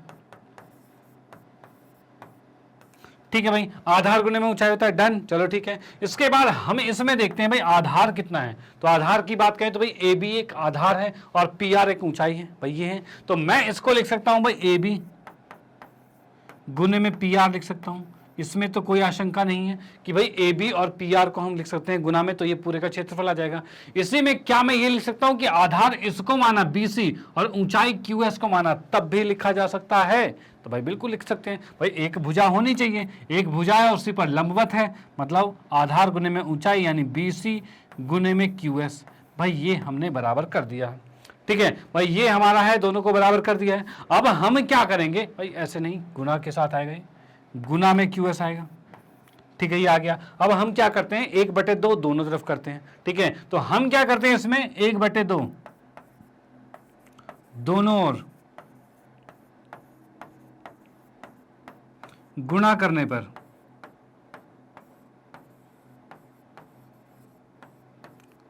भाई दोनों ओर 1/2 गुना करोगे तो यार है 1/2 ए बी गुने में पी आर आ रहा है, ठीक है, इधर देखा जाए 1/2 गुने में बी सी गुने में क्यू एस आ रहा है, भाई ये चीज आ गई हमारे पास। भाई क्या क्या आ रहा है भाई, यहाँ पे ए बी गुने में पी आर आ रहा है, ए बी गुने में पी आर, और यहाँ पे बी सी गुने में क्यू एस है, ये दोनों चीजें थी, इन दोनों को बटे में 1/2 भी लगाया है। अब एक चीज देखिए भाई 1/2 आधार गुने में ऊंचाई, यानी 1/2 लगा ए बी गुने में ऊंचाई, क्या ये त्रिभुज का क्षेत्रफल नहीं है, तो भाई बिल्कुल है, त्रिभुज का क्षेत्रफल क्या होता है 1/2 आधार गुने में ऊंचाई, यानी मैं इसको लिख सकता हूं कि ये क्षेत्रफल आ चुका है किसका, भाई ये क्षेत्रफल आ चुका है ए बी और पी आर, ए बी और पी आर यानी ए पी बी का क्षेत्रफल आ चुका है, तो मैं इसको लिख सकता हूं भाई ये आ गया ए पी बी, ठीक है। इसकी बात करें तो ये किसका क्षेत्रफल आ गया है, तो इसकी बात करें तो यहां पर से भी 1/2 है, और बी सी गुने में क्यू एस यानी बी क्यू सी का इसका क्षेत्रफल आ गया है, तो मैं ये लिख सकता हूं भाई बी क्यू सी का क्षेत्रफल, क्या हमें यही ज्ञात करना था भाई? क्या यही ज्ञात करना? तो बिल्कुल हम देख पा रहे हैं APB बराबर में BQC, APB बराबर में BQC, इन्हीं दोनों का क्षेत्रफल हमें ज्ञात करना था। तो ये सिद्ध हो चुका है। अब ये क्वेश्चन यहाँ पर कंप्लीट होता है। आप इसका स्क्रीनशॉट लेते हो। ये हमने बिल्कुल शॉर्टकट तरीके में, बिल्कुल मजेदार तरीके में, और ऐसा नहीं, शॉर्टकट का मतलब ये है कि नंबर कटेंगे आपके 9, ये इसमें आपका आधा नंबर भी नहीं कट सकता। ओके, तो ये क्वेश्चन यहाँ पर कंप्लीट होता है। आप इसका स्क्रीनशॉट लीजिए। फिर हम आते हैं नेक्स्ट क्वेश्चन पे। अगला क्वेश्चन देखते हैं। अगला कौन सा क्वेश्चन है? चलो भाई, हाँ जी, अगले क्वेश्चन की बात कर रहे हैं तो वह प्रश्न नंबर 4 है, जिसमें हम देख रहे हैं आकृति 9.16 जो हम यहाँ देख पा रहे हैं। इसमें कहा गया एक समांतर, सॉरी इसने क्या रखा है, P एक समांतर चतुर्भुज ABCD के अभ्यंतर में स्थित कोई बिंदु है। मतलब P जो है एक समांतर चतुर्भुज के बीच में कहीं रखा हुआ है P। ठीक है भाई, चलो ठीक है। अब इसने कहा है एरिया कौन सा भाई? APB और एरिया PCD। भाई कौन सा भाई? एरिया APB और भाई PCD, इन दोनों त्रिभुज, ऊपर का त्रिभुज और नीचे का त्रिभुज, इन दोनों का जो एरिया को अगर जोड़ा जाए, इनका क्षेत्रफल जोड़ा जाए, तो ये 1/2 मतलब आधा होगा। किसका? पूरे का आधा होगा भाई, पूरे का आधा होगा। ये निकालना है। चलो भाई ठीक है, इसको भी हम ज्ञात करते हैं कैसे ज्ञात होगा। और उसके बाद दूसरा क्या है? APD की बात की जाए मतलब ये वाला, और PBC मतलब ये वाला, इन दोनों का जो क्षेत्रफल है वो भी पूरे का आधा होगा। पूरे का आधा नहीं कहा है इसने, कहा APB मतलब कि इसका और इसके इन दोनों के योग के बराबर होगा। तो भाई ये भी कर देंगे, कोई दिक्कत वाली बात नहीं। चलो भाई ठीक है, यहां पर हम क्या करते हैं तो इसमें लिखते हैं सबसे पहले दिया है भाई क्या क्या चीजें दे रखी है। तो दिया है कि कंडीशन में आएंगे तो सबसे पहले हमें पता है कि ABCD एक समांतर चतुर्भुज है, ये दे रखा है। तो हम यहां लिखेंगे भाई ABCD एक समांतर चतुर्भुज है, समांतर चतुर्भुज है। ठीक है भाई, ये हमें दे रखा है ABCD एक समांतर चतुर्भुज है। सेकंड आते हैं, इसके अंदर क्या सिद्ध करना है।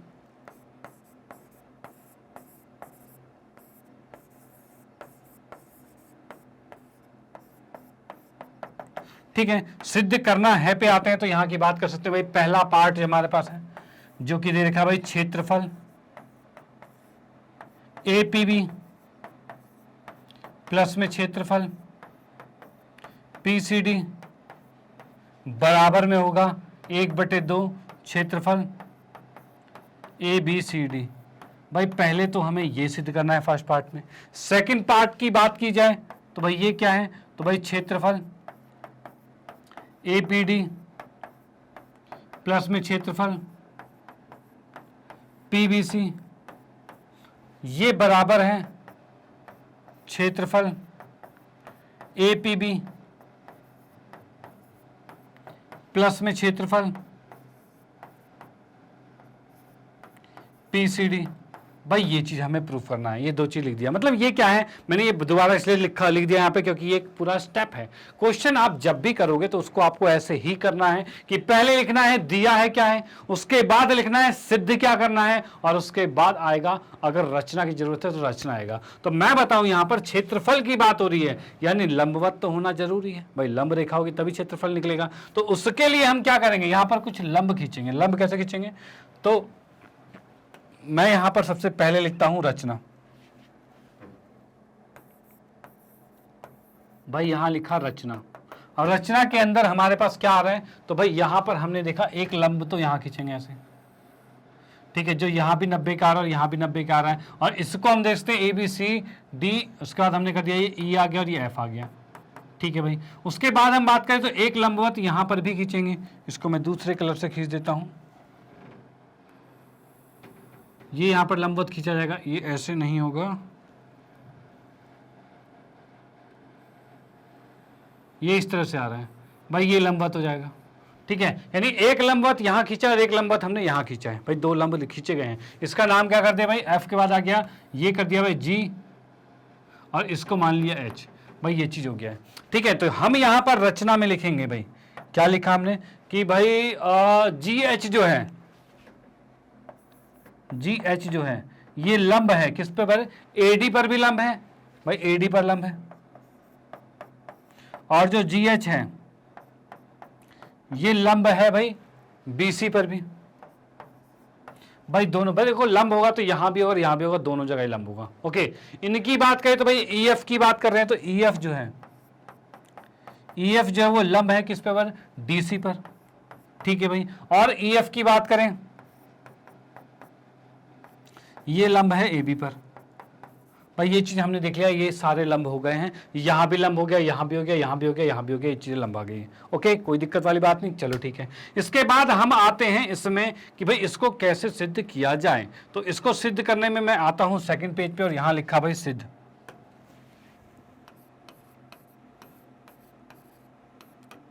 ठीक है, सिद्ध की बात करें तो यहां पर हम क्या देख पा रहे हैं भाई, फर्स्ट हमें सिद्ध करना है APB और PCD का क्षेत्रफल। तो भाई APB का क्षेत्रफल क्या होगा, तो यहां पर मैंने लिखा भाई, यहां पर लिख दिया भाई क्षेत्रफल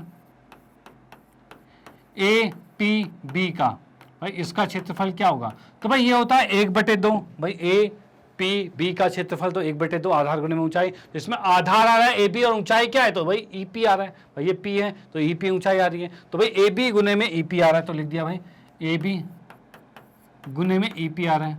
ठीक है, सेकंड की बात करें, दूसरा हमें क्या ज्ञात करना था, तो दूसरे की हम बात कर रहे हैं यहां पर, तो PCD। ठीक है, तो हमने लिखा भाई PCD, ये भी आएगा 1/2 तो आएगा ही। फिर इसके बाद देखते हैं भाई PCD कौन सा है, तो भाई PCD की बात करें तो आधार है DC और ऊंचाई है PF, भाई यही है। तो हमने यहां पर लिखा भाई आधार लिखा DC और ऊंचाई जो है वो PF है। एक मिनट, ठीक है भाई, यहां पर देख लिया भाई आधार है DC और ऊंचाई है PF। ओके, और अब क्या करेंगे, हम इन दोनों को जोड़ेंगे, क्योंकि क्वेश्चन में कहा है इन दोनों का जोड़ ज्ञात करना है, यही कहा है, तो इन दोनों को जोड़ते हैं। तो भाई यहां पर ये समीकरण 1 है, ये समीकरण 2 है, इन दोनों को हमने जोड़ दिया। ठीक है, तो ये जुड़ेगा यहां पर भाई क्षेत्रफल, भाई APB प्लस में क्षेत्रफल भाई PCD, इन दोनों को अगर मैं जोड़ता हूं तो यहां पर हम देख सकते हैं 1/2 AB गुने में EP प्लस में 1/2 DC गुने में PF। ठीक है भाई, ये चीज आ गया। अब इसमें हम कुछ कॉमन लेते हैं, तो कॉमन लेने में एक चीज बताता हूं आपको कि भाई क्या AB और DC बराबर हैं। यहां पर हम देखते हैं भाई क्या AB और DC बराबर है, तो भाई बिल्कुल बराबर है। क्यों, क्योंकि ये समांतर चतुर्भुज है। भाई समांतर चतुर्भुज के आमने सामने की भुजाएं बराबर होती हैं। ठीक है, तो यहां पर मैं लिख सकता हूं क्या, भाई 1/2 और हमने कॉमन ले लिया भाई AB। ठीक है, और यहां पर कर दिया भाई ये भी AB और ये DC को भी AB लिखा जा सकता है, कोई दिक्कत नहीं, क्योंकि दोनों बराबर है। बचा क्या, तो EP बचा है और प्लस में PF बचा है। ठीक है, और इसके साथ ब्रैकेट में हम लिख देते हैं क्या भाई, कि भाई AB जो है वो बराबर है DC के।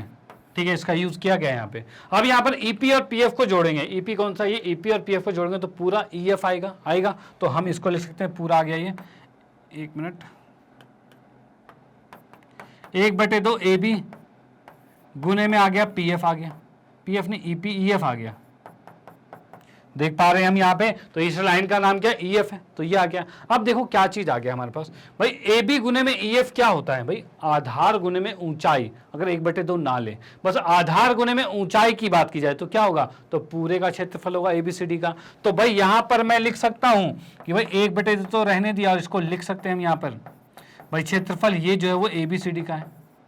ठीक है, और ये जो हमारा चल रहा था वो क्या, तो इन दोनों का योग था, यानी मैं इसको यहां पर लिख देता हूं क्षेत्रफल APB प्लस में क्षेत्रफल PCD। भाई इन दोनों के क्षेत्रफल को अगर जोड़ा जाए तो ये 1/2 क्षेत्रफल ABCD के बराबर होगा। डन, तो ये हमारा यहाँ पर कंप्लीट होता है, जैसे कि हमने देख लिया कि फर्स्ट पार्ट हमारा प्रूफ हो गया है। डन, इसमें तो कोई दिक्कत वाली बात नहीं। तो यहाँ पर हमने बिल्कुल सिद्ध कर दिया है कि APB और PCD जो है वो ABCD के बराबर है। ओके, अब आते हैं नेक्स्ट पर, अगले वाले को देखते हैं अगला वाला कैसे होगा। तो भाई अगले वाले की बात करें तो भाई इसको मैंने यहाँ पर सिद्ध कर दिया, इसको समीकरण 3 मान लिया है। अब इसके बाद हम आते हैं समीकरण 2, सेकंड पार्ट पे आते हैं। तो सेकंड पार्ट की बात करें, इसमें क्वेश्चन में कह रखा है क्या कि भाई क्षेत्रफल APD और PBC, इसकी बात करेंगे। तो भाई यहां पर मैंने लिखा भाई क्षेत्रफल, क्या नाम है भाई यहाँ पे, APD की बात करें तो भाई APD का क्षेत्रफल यहां पर देखा जाए तो भाई APD इसका क्षेत्रफल भाई आधार गुने में ऊंचाई होगा 1/2 के साथ, तो हम लिख सकते हैं भाई 1/2। ठीक है, और आधार कितना है यहां पर, तो आधार है AD और ऊंचाई है GP। AD गुने में GP आ गया। ठीक है भाई, ये आ गया हमारे पास। दूसरे की बात करें तो दूसरा क्षेत्रफल हमें क्या दे रखा है भाई, दूसरे क्षेत्रफल को जो जोड़ना है वो PBC है, यानी PBC की बात कर रहे हैं। तो यहां पर हमने लिखा ये भी आएगा 1/2 गुने में आधार, और इसमें आधार कितना है, तो आधार इसका BC है, और ऊंचाई क्या है, तो भाई PH है, भाई यही है। तो भाई BC और PH आ रहा है, BC गुने में PH आएगा। ठीक है, इसको हमने मान लिया भाई 4th पार्ट और इसको 5th मान लिया। ठीक है, अब हम क्या करेंगे, 4th और 5th को जोड़ेंगे। ठीक है, इसको अगर जोड़ते हैं तो क्या आ रहा है भाई, क्षेत्रफल APD प्लस में क्षेत्रफल PBC, और इन दोनों को जोड़ा तो इधर भी दोनों जुड़ेंगे, जो कि हम लिख सकते हैं 1/2 AD गुने में GP, और प्लस में 1/2 BC गुने में PH। भाई ये चीज हो गया डन। अब इसमें दोनों में हम कुछ कॉमन लेंगे, और क्या कॉमन आ रहा है, तो भाई यहां मैंने देखा तो 1/2 तो कॉमन आ रहा है, साथ में AD भी कॉमन आ रहा है। आप बोलोगे सर AD तो कॉमन नहीं आ रहा, भाई AD BC दोनों बराबर ही तो हैं। यहां पर देख सकते हैं हम, यहां पे भाई AD और BC ये दोनों आपस में बराबर हैं, क्योंकि ये समांतर चतुर्भुज है। समांतर चतुर्भुज के आमने सामने की भुजा बराबर होती है, वो हमने लिख दिया। ठीक है, तो यहां पर हम इसमें कहते हैं ये AD है तो ये भी AD होगा, कॉमन ले लिया। बचा क्या, तो GP प्लस में PH लिख दिया। ठीक है, और इसके साथ हम रीजन में लिख देंगे यहाँ पे कि भाई AD जो है वो बराबर है BC के, तभी ये चीज आ गया है डन। अब GP और PH को जोड़ते हैं, तो GP और PH क्या है, GP और PH को जोड़ा तो GH हो जाएगा बिल्कुल। चलो ठीक है, तो हम यहाँ पर लिख सकते हैं भाई क्या आ गया ये, तो ये आ गया भाई 1/2 AD गुने में GH हो जाएगा। ठीक है भाई, AD क्या है भाई, AD गुने में GH आ गया। ठीक है, अब देखिए क्या है, ये जो चतुर्भुज है, ये समांतर चतुर्भुज, इसका क्षेत्रफल क्या होता है, तो आधार गुने में ऊंचाई, भाई मतलब इधर से निकालूं, आधार क्या है AD और ऊंचाई क्या है GH, भाई ये यानी AD गुने GH को हम लिख सकते हैं भाई, AD गुने GH को लिख सकते हैं क्या, 1/2 क्षेत्रफल भाई ABCD पूरे का क्षेत्रफल आ गया है भाई, तो ये लिखा जा सकता है, जो कि किसके बराबर है, तो हम यहां पर लिखते हैं क्षेत्रफल APD प्लस में क्षेत्रफल बाय PBC, भाई इन दोनों का जो क्षेत्रफल का योग है वो बराबर है ABCD के। डन, ये चीज बराबर है। चलो ठीक है, ये आ गया। अब हमने यहां पर देखा है भाई, पिछले में देखिए यहां पर भी 1/2 ABCD है जो इसके बराबर है, और यहां पर भी देखा हमने तो ये भी ABCD है जो इसके बराबर है। यानी इन दोनों समीकरण से क्या होगा, यानी मैंने इसको छठी समीकरण लिख दी, यानी कि पांचवा नहीं है, वो कौन सा समीकरण है, ये समीकरण आपका तीसरे और छठे से क्या देख पा रहे हैं कि राइट तो दोनों का बराबर है, तो भाई लेफ्ट भी दोनों का बराबर होगा। तो भाई ये लिख देते हैं यहाँ पर। तो यहां पर हमने लिख दिया समीकरण, भाई लिख देंगे यहाँ पे समीकरण 3 तथा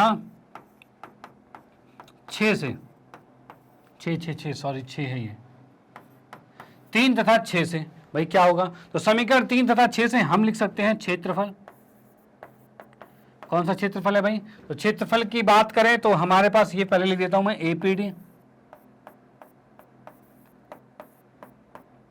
प्लस में क्षेत्रफल PBC, ये बराबर होगा किसके, तो भाई ये बराबर होगा हमारा क्षेत्रफल APB और PCD। APB भाई यहां पर लिख दिया हमने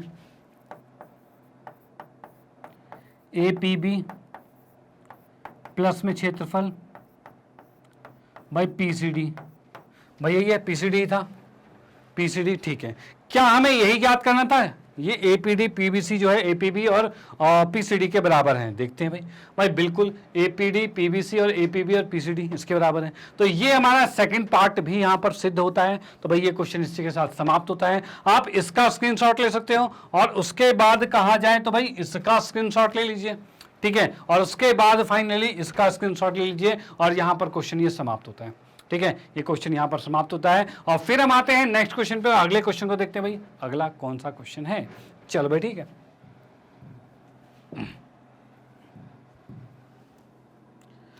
हाँ जी, अगले क्वेश्चन की बात करते हैं। तो यहाँ प्रश्न नंबर 5 है, और 5वें की बात कर रहे हैं। इसमें कहा गया है आकृति 9.17, जो कि हम यहाँ देख पा रहे हैं। इसमें कहा है कि PQRS और ABRS समांतर चतुर्भुज है। भाई कौन सा, पी क्यू आर एस जो है और ए बी आर एस है, ये दोनों क्या है, समांतर चतुर्भुज हैं, ठीक है। तथा एक्स है जो क्या है, भुजा बी आर पर स्थित है, देख पा रहे हो आप, एक्स जो है वो बी आर पर स्थित है, ठीक है। कोई बिंदु है, दर्शाइए कि, क्या दर्शाना है कि भाई क्षेत्रफल पी क्यू आर एस मतलब ये पी क्यू आर एस जो क्षेत्रफल है वो ए बी आर एस के बराबर है, ये हमें दर्शाना है, पहली बात। दूसरा हमें दर्शाना है कि ए एक्स एस, कौन सा भाई, ए एक्स एस जो है ये बराबर होगा पी क्यू आर एस के, ये बराबर होगा पी क्यू आर एस के आधे के बराबर होगा। तो भाई ये भी करेंगे, कोई दिक्कत नहीं। तो भाई इसमें सबसे पहले हम लिखते हैं दिया है, भाई लिखा हमने दिया है, क्या क्या चीजें दे रखी है, ठीक है। दिया है के कंडीशन में आते हैं तो यहां हमें दे रखा है कि पी क्यू आर एस तथा ए बी आर एस, भाई पी क्यू आर एस तथा ए बी आर एस समांतर चतुर्भुज, भाई ये दोनों समांतर चतुर्भुज हैं, ठीक है भाई। A B sorry P Q R S और ए बी आर एस ये एक समांतर चतुर्भुज है, डन, चलो ठीक है। उसके बाद हम आते हैं किस पर, तो सिद्ध करना है, भाई क्या सिद्ध करना है,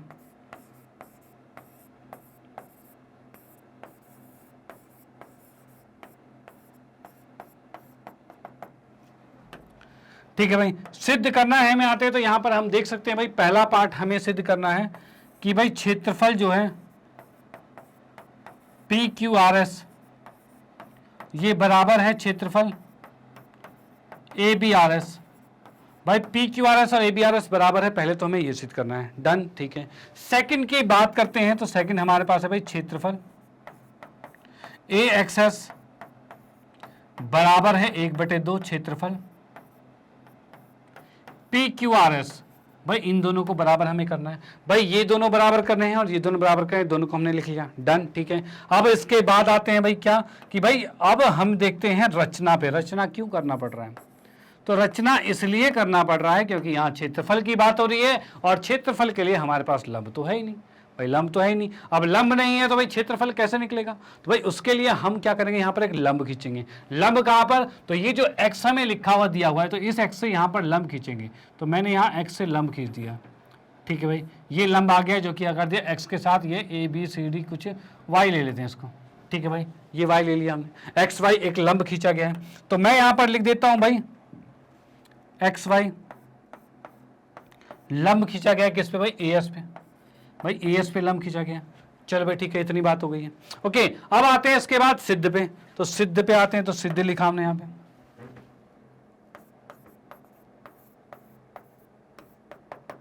ठीक है। सिद्ध की कंडीशन में आते हैं तो सिद्ध में क्या होगा यहाँ पे, तो यहाँ पर सबसे पहले कहा था पी क्यू आर एस और ए बी आर एस इन दोनों का क्षेत्रफल बराबर होना चाहिए, तो भाई यहाँ पर मैं लिख सकता हूं कि भाई हमारे पास जो चतुर्भुज दे रखा है पी क्यू आर एस तथा ए बी आर एस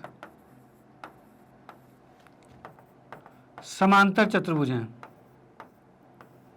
समांतर चतुर्भुज है जो एक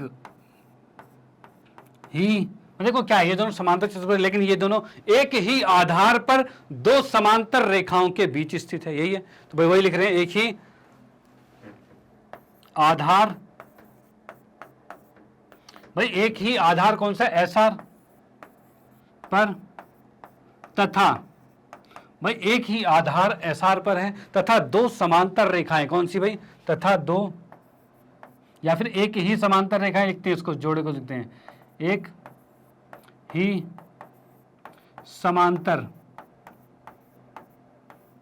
रेखाओं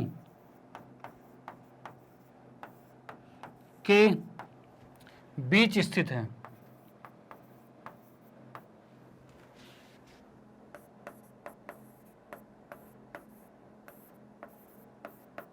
डन। तो यहां हमने लिख दिया भाई क्या कि ये दोनों चतुर्भुज जो हैं, समांतर चतुर्भुज जो हैं, वो एक ही आधार, भाई एक ही आधार एस आर पर और तथा दो समांतर रेखा, मतलब एक ही समांतर रेखाओं के बीच स्थित है, जो कि आपकी समांतर रेखा क्या है, पीबी और एस आर, इन दोनों के बीच स्थित है, डन। चलो भाई ठीक है, तो यहां पर लिखेंगे क्या भाई, फिर लिखेंगे यहां पर तब, भाई उस कंडीशन में यहां पर हम लिख सकते हैं क्षेत्रफल जो है भाई ए बी आर एस जो है ये बराबर होगा क्षेत्रफल पी क्यू आर एस के, क्या यही सिद्ध करना था हमें? भाई ए बी आर एस जो पी क्यू आर एस के बराबर होगा, ये हमने लिख दिया, पहला पार्ट तो यही कंप्लीट। इसको सिद्ध करने के लिए सिर्फ ये लाइन लिखनी थी जो कि हमारा परिमेय 9.1 था। ओके चलो भाई ठीक है। उसके बाद हम आते हैं सेकंड पे, क्या तो दूसरा पार्ट जो हमें क्या रखा है, इसमें हमें इसका क्षेत्रफल निकालना है। क्षेत्रफल की बात की जाए तो भाई ए एक्स एस का क्षेत्रफल निकालना है। तो भाई यहां पर मैंने लिखा क्षेत्रफल ए एक्स और एस की बात करते हैं तो ये कितना है, तो ये होगा भाई 1/2। भाई त्रिभुज का क्षेत्रफल क्या होता है, 1/2 आधार गुणे में ऊंचाई। तो इस त्रिभुज की बात करें तो आधार आ रहा है ए एस, तो भाई लिखा ए एस, और ऊंचाई क्या आ रही है, तो भाई एक्स वाई आ रही है, तो लिखा एक्स वाई, और यहाँ पर एक्स वाई लिख दिया। ठीक है भाई, इतनी बात हो गई। ठीक है, अब इसके बाद अच्छा इसको मैं थोड़ा सा ऐसे लिख देता हूँ, ए एस गुने में एक्स वाई, भाई ये लिख दिया, इसमें तो कोई दिक्कत नहीं। ठीक है, अब भाई क्या करेंगे भाई, ए एस और एक्स वाई, ए एस और एक्स वाई, सिर्फ इतने की बात करें तो क्या ये इस चतुर्भुज ए बी आर एस इसका भी क्षेत्रफल नहीं हो जाएगा भाई, आधार गुणे में ऊंचाई, सिर्फ इतनी बात करते हैं, आधार गुणे में ऊंचाई, तो ये ए बी आर एस का क्षेत्रफल होगा। तो मैं क्या इसको लिख सकता हूं 1/2 और यहां पर क्षेत्रफल ए बी आर एस, क्या ये लिखा जा सकता है? तो भाई बिल्कुल लिखा जा सकता है कि भाई ए एक्स एस जो है वो ए बी आर एस क्षेत्रफल का आधा है, वो हम लिख सकते हैं यहाँ पे। ठीक है, तो इसको मैं यहां लिख देता हूं, क्षेत्रफल ए एक्स एस की बात कर रहे हैं, तो ये लिख दिया, डन। अब यहां पर हम क्या देख पा रहे हैं, तो हम ये देख पा रहे हैं कि भाई ए बी आर एस लिख दिया, हमें तो पी क्यू आर एस निकालना था, तो क्या होगा, तो भाई यहां पर ये कैसे होगा। तो इसकी बात करें तो भाई हम क्या करते हैं, हमें एक चीज पता है कि भाई पी क्यू आर एस जो है वो ए बी आर एस के बराबर है, भाई ये चीज पता है बिल्कुल। तो ये चीज पता है तो हम क्या इसकी जगह ये नहीं लिख सकते, sorry A B R S की जगह पी क्यू आर एस नहीं लिख सकते, तो बिल्कुल लिख सकते हैं। तो वही लिख देते हैं, यहां पर लिखा हमने 1/2 क्षेत्रफल ए बी आर एस की जगह लिख दिया भाई पी क्यू आर एस। ठीक है भाई, ये चीज हमने लिख दिया भाई, किससे भाई, तो यहां पर ये समीकरण 1 था, तो यहां पर हम रीजन में साथ में लिख देते हैं, यहां पर लिख दिया हमने समीकरण 1 से, भाई ये नोट कर लेना छोटा सा, समीकरण 1 से हमने ये लिख दिया है, और यहीं से हमारा ये ज्ञात भी हो गया कि भाई जो क्षेत्रफल है ए एक्स एस जो है ये इसके बराबर है। डन, तो ये सेकंड पार्ट भी हमारा सॉल्व हो गया। ठीक है, तो यहां से फर्स्ट पार्ट भी सॉल्व होता है, सेकंड पार्ट भी सॉल्व होता है, दोनों से ही क्वेश्चन यहां पर समाप्त होता है, तो आप इसका स्क्रीनशॉट ले सकते हो।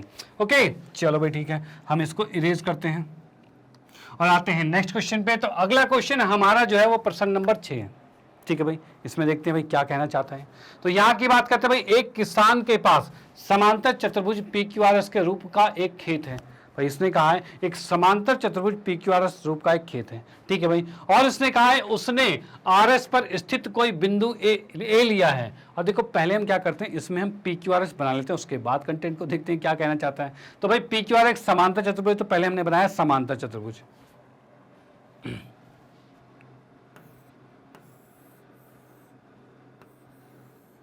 भाई ये आ गया पी क्यू आर एस, ये एक समांतर चतुर्भुज है। इसने कहा है किसान के पास समांतर चतुर्भुज के रूप का खेत है, तो ये खेत आ गया। अब इसने कहा है आर एस पर स्थित कोई बिंदु ए है। भाई आर एस जो है इस पर कोई बिंदु स्थित है ए। ठीक है भाई, ए बिंदु स्थित लिया है और उसे पी और क्यू से मिलाया गया है। भाई इस ए को हमने पी से और क्यू से मिला दिया गया है। ठीक है भाई, अब इसने कहा है खेत के कितने भागों, खेत जो है कितने भागों में विभाजित हो गया। अब यहां से आप देखिए खेत कितने भाग में आ गया, तो हम देख पा रहे हैं भाई 1 2 3, ये 3 भागों में आ गया भाई, 3 भाग में आ गया। चलो भाई ठीक है, 3 भाग में आ गया। उसके बाद कहें इन भागों का आकार क्या है, भाई किस आकार के हैं तीनों भाग, तो ये तीनों भाग हम जो देख पा रहे हैं ये तीनों त्रिभुज के आकार के हैं। डन, चलो भाई ठीक है, त्रिभुज के आकार के हैं। अब कहा गया वह किसान खेत में गेहूं और दालें बराबर भागों में अलग अलग बोना चाहता है। मतलब इसमें ये क्या क्या चीज बोना चाहता है, तो भाई यहाँ पर ये गेहूं और दाल बोना चाहता है और वो बराबर भागों में बोना चाहता है। मतलब जितना दाल उगाएगा उतना ही वो गेहूं भी उगाएगा। भाई दोनों बराबर एरिया में चाहिए उसे। ठीक है, चलो भाई दोनों बराबर एरिया में चाहिए, तो अब ये चाहते हैं भाई वह कैसे करेगा। भाई यहाँ तो 3 हिस्से हैं, अब इसको फसल उगानी है 2, ठीक है, और वो भी आधी आधी, एक बराबर और दूसरी बराबर। तो भाई ये कैसे होगा, तो यहाँ पर हम देखेंगे क्या इनमें से किसी 2 त्रिभुज का क्षेत्रफल किसी एक के बराबर है, तभी तो एक बड़े में वो अपना गेहूं बो देगा और 2 छोटे में वो दाल बो देगा। ठीक है भाई, ऐसा कर देगा जिससे वो दोनों बराबर हो जाएं कि भाई दो छोटे का जोड़ जो है वो तीसरे के बराबर होगा, तभी ऐसा हो सकता है। तो वो हम यहां सॉल्व करेंगे। तो भाई इसमें सबसे पहले लिखते हैं भाई दिया है, क्या क्या चीजें दे रखी है।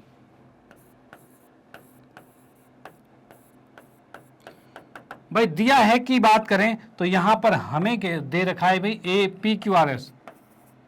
पी क्यू आर एस क्या है हमारे पास, तो ये है समांतर चतुर्भुज।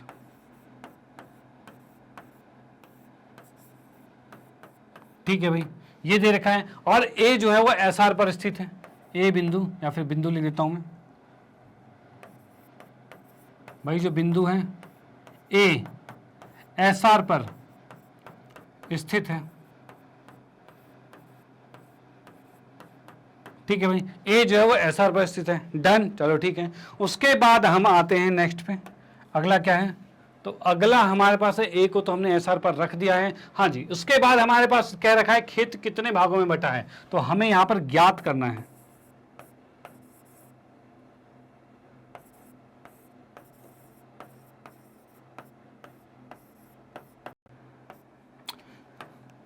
तो भाई ज्ञात करना है हमें, इसमें क्या क्या चीजें ज्ञात करें, तो हम यहां देख पा रहे हैं भाई, सबसे पहले ज्ञात करना है भाई कितने भागों में विभाजित हो रहा है। भाई पहली बात ये भाग ज्ञात करना है। दूसरा, इन भागों का आकार क्या है भाई, ये देखना है। और तीसरा भाई, ये जो गेहूं और दाल जो है उनको बराबर भागों में कैसे बोना चाहेंगे भाई, कैसे बोया जाएगा भाई, ये चीज देखा जाएगा। तो भाई पहले इसमें लिखते हैं भाई, ज्ञात करना है हमें। भाई फर्स्ट पार्ट हमारे पास आया भाई, कितने भागों में बांटा गया, इसको लिखेंगे भाई पी क्यू आर एस, कितने भागों में बांटा गया है।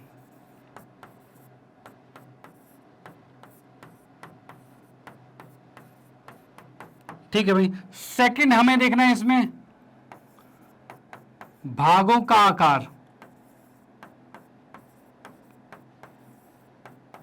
भाई ये चीज देखना है। और तीसरी बात देखनी है यहां पर क्या, तो भाई गेहूं और दाल जो हैं उनको बराबर भागों में अलग अलग कैसे बोए, तो यहां पर देखेंगे भाई गेहूं और दाल बराबर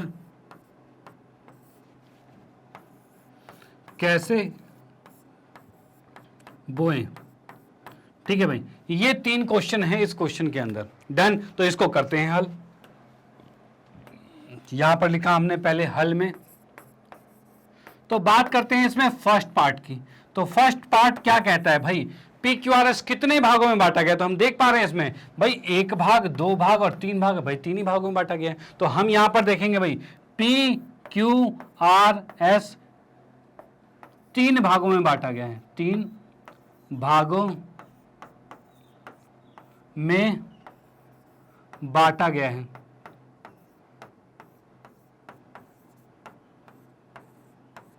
ठीक है भाई, पहला पॉइंट यही खत्म, 3 भागों में बांटा गया है। सेकंड है भागों का आकार, तो यहां पर सेकंड में लिखेंगे भाई भागों का आकार जो है वो भाई त्रिभुज है। भाई तीनों भागों का आकार क्या है, त्रिभुज है, तो भाई लिख दिया हमने त्रिभुज है।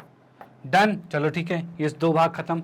तीसरे की बात करें तो तीसरे में क्या है, तो तीसरे में हमें चाहिए गेहूं और दाल को बराबर बोना है। तो इसमें से भाई फर्स्ट सेकंड थर्ड 3 है, इनमें किस में दाल बोया जाए, किस में गेहूं बोया जाए, जिससे कि दोनों का क्षेत्रफल बराबर हो, जिसमें कि गेहूं और दाल बराबर हो। ठीक है, तो उसके लिए क्या करेंगे, तो उसके लिए हम एक लंब खींचते हैं। तो लंब यहाँ पर हम क्या खींच रहे हैं, तो भाई इसमें हमें लंब खींचना है। भाई यहाँ पर एक लंब खींच दिया हमने, तो यहाँ पर ये किया हमने, जो कि कर दिया ए के साथ P Q R A B कर दिया।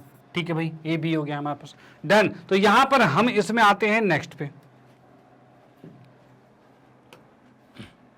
भाई यहां पर हमने लिख दिया थर्ड पार्ट में, जब ए बी लंब होगा, भाई ए बी लंब है किस पे भाई, पी क्यू पर। भाई हमने लिख दिया ए बी लंब है पी क्यू पर, ठीक है ना। तो यहां पर लिखेंगे तब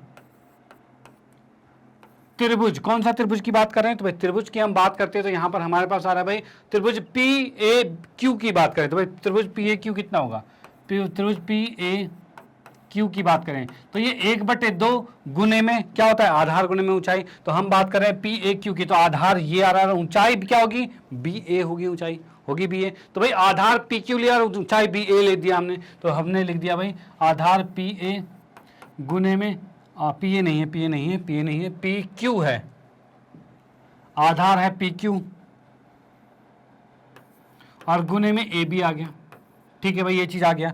अब मुझे एक चीज बताइए भाई, पी क्यू आधार गुने में ऊंचाई 1/2 ना ले, ठीक है, बस आधार गुने में ऊंचाई ली जाए तो उस कंडीशन में क्या होगा, तो ये क्षेत्रफल हो जाएगा पी क्यू आर एस का, पूरे का क्षेत्रफल हो जाएगा भाई, हो जाएगा। तो हम यहां पर लिख सकते हैं कि भाई ये बराबर हो गया है किसके भाई, यहां पर इसमें हम क्षेत्रफल की बात कर रहे हैं, ठीक है, तो ये बराबर हो गया है क्षेत्रफल भाई किसके, पी क्यू आर एस के, भाई पूरे के बराबर हो गया है क्या चीज, क्षेत्रफल पी ए क्यू, भाई क्षेत्रफल पी ए क्यू जो है वो पूरे का आधा हो गया। ये तो हमारी बात खत्म हो गई इतनी, डन, ठीक है।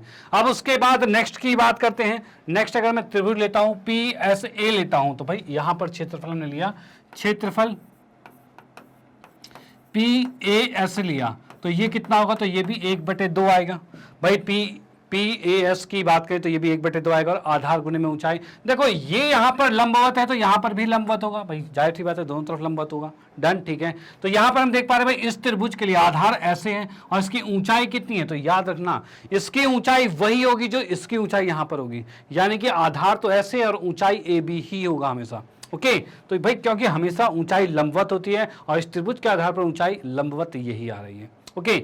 चलो, तो यहां पर हमने देखा एस ए गुने में ए बी लिख दिया, तो ये हो जाएगा भाई एस ए गुने में ए बी आ गया, ठीक है। उसके बाद नेक्स्ट हम आते हैं क्षेत्रफल कौन सा, तो भाई क्षेत्रफल हम इधर वाला लेते हैं जो कि ए आर क्यू है, भाई ए आर क्यू क्षेत्रफल लेते हैं, ए आर क्यू लिया, इसके लिए भी आएगा 1/2 और फिर से आधार, तो इसके क्षेत्रफल के लिए भाई आधार आएगा ए आर, भाई ए आर आधार आएगा और ऊंचाई इसकी भी यही होगी क्योंकि लंबवत यही आ रखा है, तो भाई ऊंचाई तो वही होगी, तो भाई ए बी ऊंचाई होगी और ए आर इसकी चौड़ाई होगी, मतलब आधार होगा, ए आर गुने में ए बी आएगा, भाई ये चीज आ गया, ठीक है। अब हम क्या कर सकते हैं, तो यहां पर मैंने इसको लिखा फर्स्ट इक्वेशन, इसको लिखा सेकंड और इसको लिखा थर्ड, भाई ये तीनों चीज आ गई है। अगर मैं सेकंड और थर्ड को जोड़ता हूं, भाई सेकंड को जोड़ा थर्ड से, ठीक है, तो ये क्षेत्रफल जुड़ेगा, क्षेत्रफल पी ए एस प्लस में क्षेत्रफल ए आर क्यू, इन दोनों का जो योग होगा वो कितना आएगा, तो भाई 1/2 आ रहा है, भाई दोनों का योग कितना 1/2, भाई इन दोनों को लिखा 1/2 एस ए गुने में ए बी प्लस में 1/2 ए आर गुने में ए बी, भाई ये चीज आ गई। कुछ कॉमन आ रहा है दोनों में, तो भाई 1/2 तो दोनों में ही है, ए बी दोनों में ही है, तो भाई तो कॉमन आ रहा है, तो मैं इसको लिख सकता हूं भाई क्या 1/2 और ए बी लिख दिया, ठीक है, ब्रैकेट में आ गया एस ए और ए आर आ गया, ठीक है भाई। अब यहां पर देखिए भाई एस ए और ए आर को जोड़ेंगे तो क्या आएगा, तो भाई पूरा एस आर आएगा, भाई आएगा, तो भाई यहां पर लिख सकते हैं इसको क्या, भाई ये आ जाएगा भाई 1/2 ए बी गुने में एस आर आ गया, ठीक है भाई ये चीज आ गया। अब मुझे एक चीज बताइए भाई, आधार है एस आर और ऊंचाई है ए बी, तो एस आर गुने में ए बी क्या होगा, तो भाई ये तो पूरे का क्षेत्रफल होगा, अगर हाफ को हटा दें, हाफ को ना रखा जाए, भाई आधार गुने ऊंचाई, भाई पी क्यू आर एस होता है, भाई यही होता है, तो भाई ये लिखा हमने यहाँ पे, ये हो गया भाई 1/2 क्षेत्रफल पी क्यू आर एस जो बराबर आ रहा है यहां पर इसके पी एस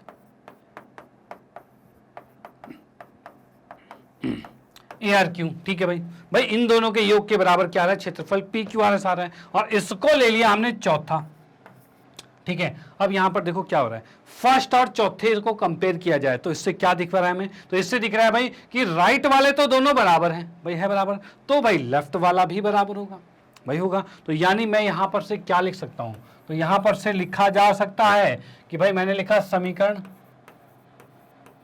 अच्छा क्या करते हैं नेक्स्ट पेज पे आ जाते हैं, यहां पर थोड़ा सा आपको कंफ्यूजन होगा, तो नेक्स्ट पेज में मैं लिख देता हूं भाई त्रिभुज हमारे पास है पी ए क्यू, भाई यहां पर लिखा क्षेत्रफल पी ए क्यू जो है ये बराबर आ रहा है क्षेत्रफल किसके बराबर आ रहा है भाई, तो भाई क्षेत्रफल जो हमारा पी ए क्यू है बराबर आ रहा है क्षेत्रफल पी ए एस और ए आर क्यू के बराबर आ रहा है, एक मिनट, ये आ गया भाई पी ए एस, ठीक है, प्लस में क्षेत्रफल भाई ए आर क्यू, भाई आ रहा है क्षेत्रफल हमारे पास क्या है भाई, पी ए एस है और ए आर क्यू है। मतलब कि हम यहां से अब ज्ञात कर पा रहे हैं भाई, क्या ज्ञात कर लिया, इसके अकॉर्डिंग हम क्या ज्ञात कर चुके हैं, तो हम ज्ञात कर चुके हैं भाई ये क्षेत्रफल पी ए क्यू, मतलब देखा तो ये बड़ा वाला पी ए क्यू जो बीच वाला है वो इन दोनों छोटे के क्षेत्रफलों के योग के बराबर है भाई, है भाई, ये हमने याद कर लिया है कि भाई ये और ये इन दोनों का योग जो है वो इसके बराबर है। यानी अब हम क्या कर सकते हैं, अगर मैं इस बीच वाले में गेहूं उगा दूं और इन दोनों में दाल उगा दूं तो क्या होगा भाई, इन दोनों में दाल उगाया जाए उसका क्षेत्रफल इस बीच के गेहूं के क्षेत्रफल के बराबर होगा। तो हम यहां पर कह सकते हैं क्या कि भाई तब पी ए क्यू जो हमारे पास है, पी ए क्यू दाल का क्षेत्रफल है भाई, इसको हमने लिख दिया दाल का क्षेत्रफल है, दाल का क्षेत्रफल है, ठीक है भाई। जो ये पी ए क्यू त्रिभुज है भाई, त्रिभुज ही लिख देता हूं, कोई दिक्कत वाली बात नहीं है, तो यहां पर लिख दिया हमने तब त्रिभुज पी ए क्यू जो है वो दाल का क्षेत्रफल है, डन, ठीक है। उसके बाद हम बात करते हैं भाई पी ए एस, त्रिभुज पी ए एस तथा ए आर क्यू, ये जो त्रिभुज है ये दोनों त्रिभुज जो है वो गेहूं के लिए है, गेहूं के क्षेत्रफल है, डन। तो यहां पर हमने क्वेश्चन को कंप्लीट कर दिया है, जिसमें सबसे पहले कहा गया था भाई ये जो खेत है हमारे पास उसको कितने भागों में बांटा गया, तो भाई 3 भागों में। क्या आकार था उसका, तो भाई आकार उसका था भाई तीनों त्रिभुज के थे। और भाई कैसे दोनों को हम बराबर क्षेत्रफल में बांटे, मतलब गेहूं और दाल को कैसे उगाएं, तो भाई आपको दाल को पी ए क्यू में उगाना पड़ेगा और भाई गेहूं को हमें पी ए एस और ए आर क्यू इन दोनों में उगाना पड़ेगा, डन। तो यहीं से क्वेश्चन ये समाप्त होता है और इस क्वेश्चन के समाप्त होने के साथ साथ मैं बताना चाहता हूं भाई आज का सेशन भी यहाँ पर समाप्त होता है, क्योंकि हमने 9.2 प्रश्नावली है वो हमने यहां पर कर दी है कंप्लीट। ये एक्सरसाइज 9.2 हमने कंप्लीट कर दिया है और आज के इस सेशन में हमने मोस्ट इंपॉर्टेंट 9.1 परिमेय और उसके उदाहरण और इसके प्रश्नावली जो है 9.2 इसको पूरे को कंप्लीट कर दिया है, डन। चलो भाई ठीक है। इसके बाद मैं फाइनली आपको बताना चाहता हूं मैग्नेट ब्रेन के बारे में। तो मैग्नेट ब्रेन एक ऐसा प्लेटफॉर्म है जो आपको प्रोवाइड करता है केजी से लेकर 12th क्लास तक के सभी विषयों के कंप्लीट वीडियो कोर्स और वो भी फ्री ऑफ कॉस्ट। और भाई आप लोगों की सुविधाओं के लिए मैग्नेट ब्रेन ने लॉन्च किया है मैग्नेट ब्रेन की वेबसाइट जो कि है www.magnetbrains.com और साथ ही साथ इस वेबसाइट के भाई एक मोबाइल एप्लीकेशन भी लॉन्च किया गया है जो कि आपके मोबाइल में आप आराम से उसको डाउनलोड कर सकते हो जो कि मैग्नेट ब्रेन्स के नाम से। जैसे ही आप इसको क्लिक करोगे खोलोगे तो खोलते आपको कुछ इस तरह से इंटरफेस दिखेगा जिसमें आप देखोगे भाई अलग अलग सेक्शन बिल्कुल अलग अलग अवेलेबल हैं। जैसे कि आप देख सकते हो English medium, Hindi medium, NTSC, olympiad और उसके बाद कहा जाए भाई और भी सेक्शन है, यहाँ पर बहुत सारे सेक्शन अवेलेबल हैं, ठीक है। तो इनमें से अगर किसी भी विषय में कोई भी अगर कोर्स आपको करना है तो उस पर क्लिक कीजिए और पूरा कोर्स आपके सामने। और आपको करना क्या है भाई, कैसे पढ़ना है, पढ़ने की बात की जाए तो जैसे आप लोग हो हिंदी मीडियम में तो आप हिंदी पर क्लिक करोगे, आप हो 9वीं कक्षा में तो आप 9वीं पर क्लिक करोगे और 9वीं कक्षा पर क्लिक करते ही 9वीं कक्षा के सभी टीचर्स आपको यहाँ पर विजुअल हो जाएंगे, ठीक है। अब आपको किसी भी विषय में कोई भी दिक्कत होती है तो उस विषय के टीचर के नीचे वॉच नाउ है, वॉच नाउ पे क्लिक कीजिए और पूरा कंप्लीट कोर्स आपके सामने। ओके, फॉर एग्जांपल जैसे कि आपको मैथमेटिक्स यानी गणित विषय का पूरा कोर्स स्टडी करना है तो भाई मेरे सामने यहाँ वॉच नाउ लिखा है, वॉच नाउ पे क्लिक कीजिए और क्लिक करते ही आप देखोगे कुछ इस तरह का इंटरफेस आपके सामने आएगा जिसमें आप देखोगे पाठ्यक्रम परिचय, संख्या पद्धति और उसके बाद और भी बहुत से चैप्टर्स अवेलेबल हैं, ठीक है। अब इन चैप्टर्स में इन जो भी आपके पाठ दिए हुए हैं इनमें क्या क्या चीजें हैं पढ़ने के लिए, भाई इन चैप्टर को कैसे पढ़ेंगे। तो जैसे ही आप इस पर क्लिक करोगे एक वीडियो की लिस्ट खुल जाएगी और वीडियो की लिस्ट में सबसे पहले आपको मिलेगा उस चैप्टर का एक कॉन्सेप्ट वीडियो, यानी उस चैप्टर के बारे में बिल्कुल डिटेल में आपको समझाया गया होगा और उसके बाद मिलेगा पूरे एनसीईआरटी का सॉल्यूशन, यानी एनसीईआरटी में जितने भी उदाहरण हैं, परिमेय हैं या फिर उसके प्रश्नावली के जितने भी क्वेश्चन हैं सबको बिल्कुल बेहतरीन तरीके से समझाया गया है। उसके बाद आपको मिलता है भाई एमसीक्यूज की सीरीज, क्योंकि आप लोगों को पता है आजकल एग्जाम में एमसीक्यूज भी आने लग गए हैं। तो एमसीक्यूज यानी बहुविकल्पीय प्रश्न जो हैं उसको वो भी पूरे डिटेल में आपको बताए गए हैं, उसके भी बहुत से क्वेश्चन किसी चैप्टर में 80, 90, 100 इससे ज़्यादा क्वेश्चन भी आपको मिल जाएंगे। ओके, उसके बाद मिलता है आपके एग्जाम पॉइंट ऑफ के लिए मोस्ट इंपॉर्टेंट क्वेश्चन की पूरी सीरीज मिलती है और उसके बाद एग्जाम टाइम के लिए भाई एक 1 शॉट रिवीजन भी अवेलेबल है, यानी कि कोई एक ऐसा वीडियो जिसमें कि पूरा चैप्टर कंप्लीटली रिवाइज करवा दिया गया है। तो ऐसे चैप्टर्स भी वहां पर अवेलेबल हैं जो कि आपके एग्जाम पॉइंट ऑफ व्यू से बहुत ही इंपॉर्टेंट है, क्योंकि आप भी चाहते हो एग्जाम टाइम पे कोई एक ऐसी वीडियो मिल जाए जो एक वीडियो में पूरा चैप्टर समझा दिया जाए, तो भाई वो वीडियो बिल्कुल आपके लिए है, डन। तो यहाँ पर इसके बाद और भी बहुत सी चीजें आपको मिलने वाली है, तो बस साथ में बने रहिए, हर चीज बिल्कुल बेस्ट क्वालिटी में आपको मिलेगी। तो अब आपको बाहर जाने की रिक्वायरमेंट नहीं होगी और कोई भी कोर्स, वो जो ऑनलाइन कोर्स है उसको परचेज करने की भी कोई रिक्वायरमेंट नहीं है, क्योंकि हर चीज बेस्ट क्वालिटी में हम तो प्रोवाइड करवा ही रहे हैं। तो आपको जस्ट करना क्या है, तो यहां पर आपको करना है किसी भी चैप्टर पर क्लिक जो कि आपको पढ़ना है, और उस चैप्टर में क्लिक करते ही जो वीडियो की लिस्ट आएगी उसमें जो भी वीडियो आपको देखनी है उस वीडियो पर क्लिक कीजिए, और क्लिक करते ही इस तरह से वीडियो प्ले हो जाएगी और आप इसका फायदा उठा पाओगे। डन, चलो भाई ठीक है। इसके बाद में फाइनली आपको बताना चाहता हूं, मैग्नेट ब्रेन ने जो हिंदी मीडियम के कोर्सेज लॉन्च कर रखे हैं, जो 7वीं कक्षा से 12वीं कक्षा तक के सभी विषयों के कंप्लीट वीडियो कोर्स यहां पर अवेलेबल हैं। तो भाई इसका फायदा उठाइए। आपको जस्ट करना यह है कि इस चीजों को अपने फ्रेंड सर्कल में भी सजेस्ट करना है, या फिर आपके जान पहचान में कोई हो या फिर आपके रिलेटिव में कोई भी है, उनको ये चीज सजेस्ट कीजिए जिससे उनको भी इसका फायदा मिल पाए। भाई आपको तो इसका फायदा मिल ही रहा है, तो उनको फायदा मिले तो भाई बहुत अच्छी बात होगी। तो इसी के साथ कहना चाहता हूं, अगर वीडियो आपको अच्छी लगती है तो इसको लाइक कीजिए, न्यू है तो सब्सक्राइब कीजिए, और शेयर तो आप करते ही रहिए। Okay bye, thank you.